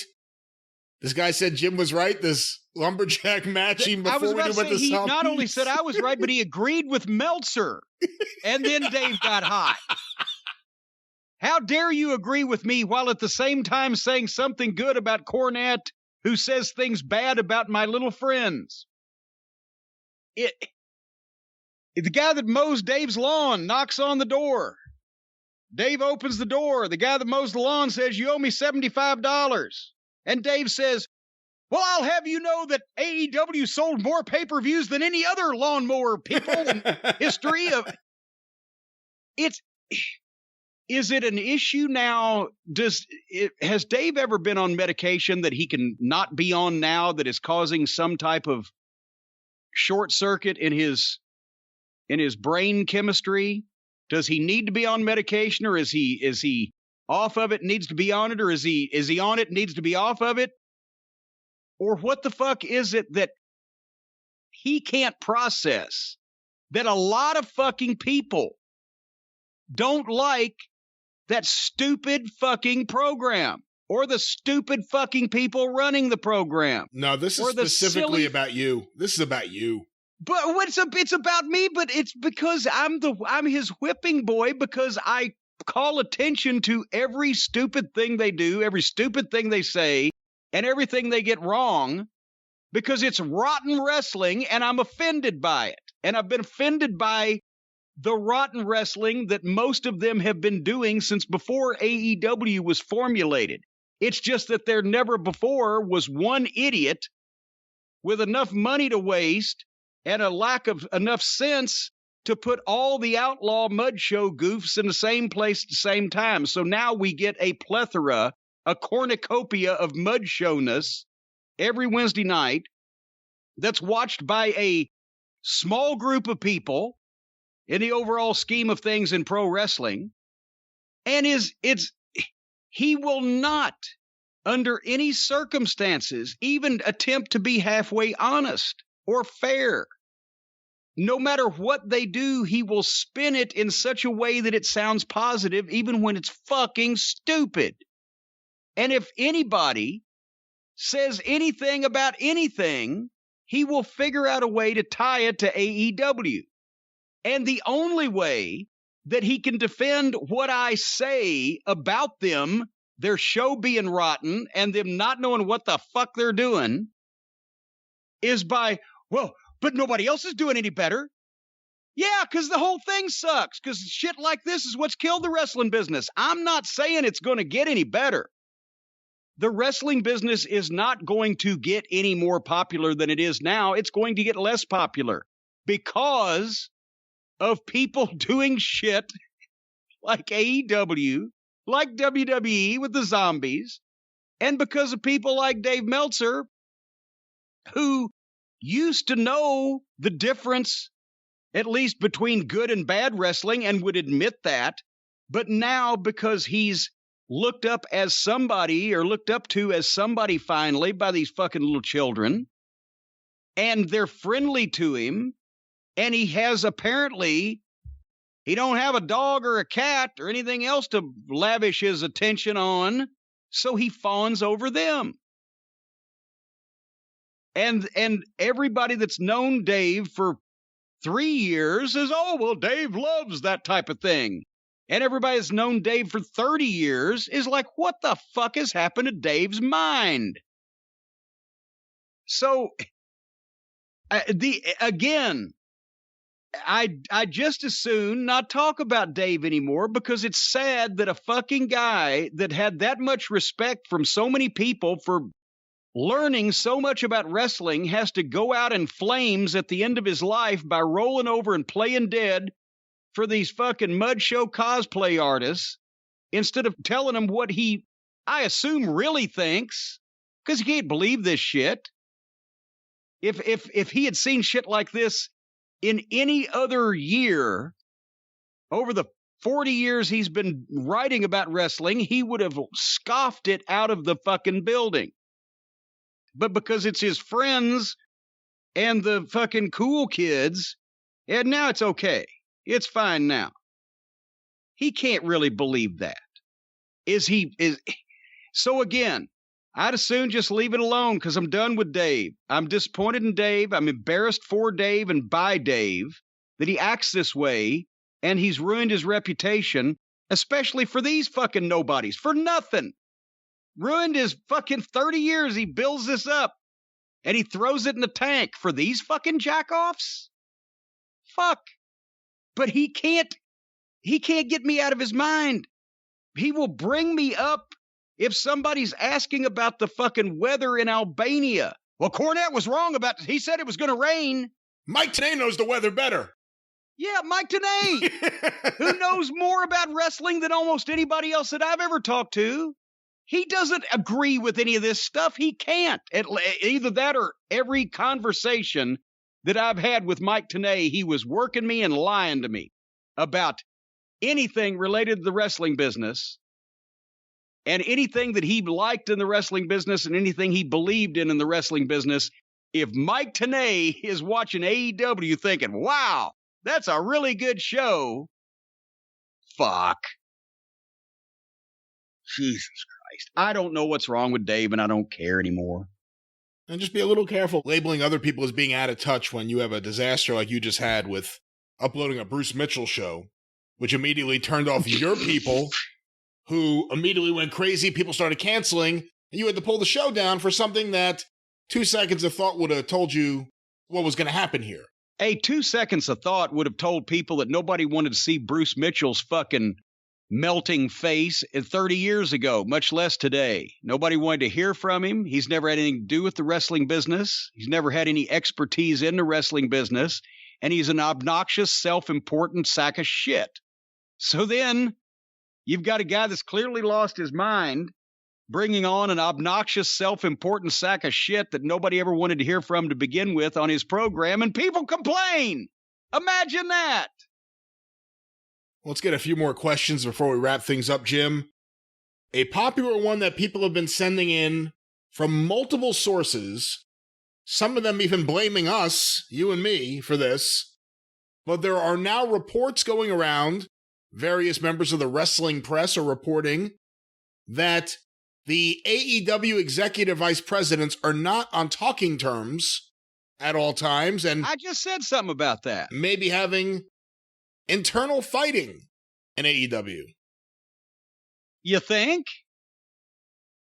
It's because when you let every cook in the kitchen throw ingredients into the stew, you end up with not only a shitty stew, but a bunch of arguments among the cooks over which ones are the ones that screwed it up.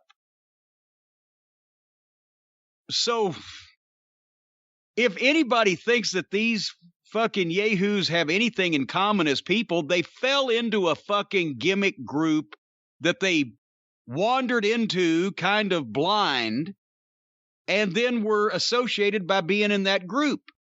That doesn't mean that they're goddamn life partners or soulmates. And when, obviously, Cody knows that everything, because Cody has some mind for wrestling psychology, even if I'm not sure if he has a mind for where he stands in the overall scheme of things anymore, as much as I thought he did at one time. But he knows wrestling psychology, so he obviously has to fucking hate anything that the Cucamonga kids or Twinkle Toes do. But by the same token, there you've got Cody saying, well, there shouldn't be anything like baby faces and heels anymore, which is so insane. I can't believe anybody would let those words come out of their mouth in public. But still, he doesn't think that wrestling should be a goddamn sketch comedy show, which is what the other two think.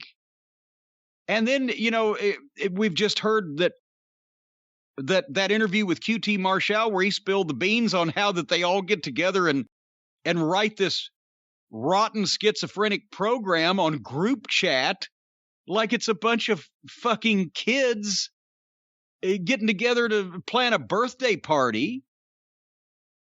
So, of course, and they all think that they're way more over than they are, and they all think that they're way more talented than they are. And so, as a result, they're going to fucking butt heads and get fucking grumpy, and then they're going to start their cliques, which is what always happens, where the guys that were only had a job because these guys like them, and the guys that only have a job because that guy likes them, well, they're going to fucking be mad at each other too, and they're going to be in the other group. And let's face it also, as we've gone up and down the roster, most of the people in AEW got their jobs not due to talent or qualifications, but because they were friends with and or tickled one or more of the executive vice presidents. So why would anybody expect they would all get together and they would all get along? If you had to pick which executive vice president leaves first, who do you pick? Not who you want to leave first. No. But, well, see, that's funny. Cody will not leave. Cody wouldn't fucking bail. Cody wouldn't fucking quit. Cody will try to drive the other motherfuckers out because at least he's still a Rhodes. He's a actual grown adult man. You would think that Twinkle Toes would be so sensitive and such a fucking take it to heart kind of guy that he would just get hurt and give a breathy resignation talk to everyone and leave. But I don't know how mentally weak the Young Bucks are. They're probably as mentally weak as Harpo Fingerfuck is, but not necessarily as they probably wouldn't pussy out as quick. And also there's two of them, so they can back each other up. So I think they can probably hurt Harpo's feelings enough that he can think, well, I'm a big star and I'll go back to Japan and Impact would love me. And I'm sure they would. So anyway, maybe I think that if any of them would quit over it, it would be Twinkle Toes because he's just mentally soft, I would think. Well, Jim, our final question from the It Could Happen to You category. Why hasn't this question gotten on the air yet? Well, here it is. Sent to CornyDriveThru@gmail.com from Jason Seibert or Siebert in St. Louis. In the territory days... You just mentioned St. Louis and I'm getting hungry and God damn it, I wish I had an Emo's pizza right now. Go ahead. In the territory days, which territory had the most and fewest marks? What? In the territory days, which territory had the most and fewest marks? So which territory was drawing the most money and which territory was drawing the least, selling the most tickets, had the least? What? I don't even understand what that means. And one town might only have 200 people in it, but the other town in the same territory might have 5,000. What? That's a nonsense question. It doesn't make sense. And that's why it's in the It Could Happen to You folder here. When people say, why hasn't my question been asked on the air? This is an example. Now, what is he saying marks as in which territory had the most marks that actually believed what was going on? Once again, everything that was written by Jason here. In the territory days, which territory had the most and fewest marks? It's like a riddle that makes your head explode. Yes, I don't. What, if you went to a building and there were people in it, everybody in the building was a mark. Because they were, as a mark is a fan, a person who will buy a ticket to go and see it. Whether they believed or not was a shade of gray there on exactly what the level of their markishness. If you were an all the way mark, you believed everything. If you were just a regular mark, you probably believed some things, questioned most, but you still came and bought a ticket. But nobody that actually came to the matches would come and unless they were driving somebody and they just had to be there to drive them home, then they wouldn't be a mark at all. They'd just be there with somebody else. But if you were at a match, you were a mark. And as we've mentioned, maybe 1/1000th of the crowd in any given situation was actually a smart mark. Well, Jim, with that, we'll close out finally this Already? Drive-Thru. Already. Let's play a song or two. I've got to feed deer. Hurry up. Well, with that, we wrap up another Drive-Thru.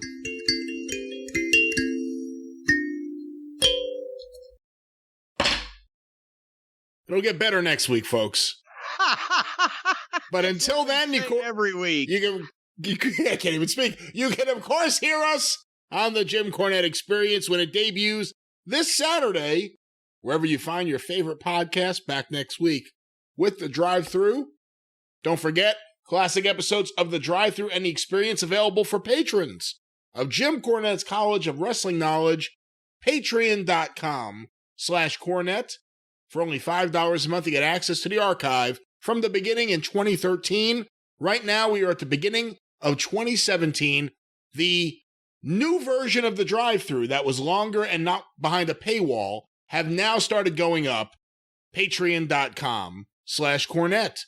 And don't forget about the official Jim Cornette YouTube channel. Clips of videos, full episodes, omnibus collections, all with the very popular Travis Heckel artwork. The official Jim Cornette YouTube channel. You can follow Jim on Twitter at the Jim Cornette. You can follow me on Twitter at Great Brian Last. You can hear me on the 605 Superpodcast at 605pod.com. Available wherever you find your favorite podcasts. Cornette's Collectibles at jimcornette.com. Coming soon. Coming soon at jimcornette.com. The Drive-Thru is brought to you by the Law Office of Stephen P. New, 888-692-8084. Get even with Stephen at newlawoffice.com.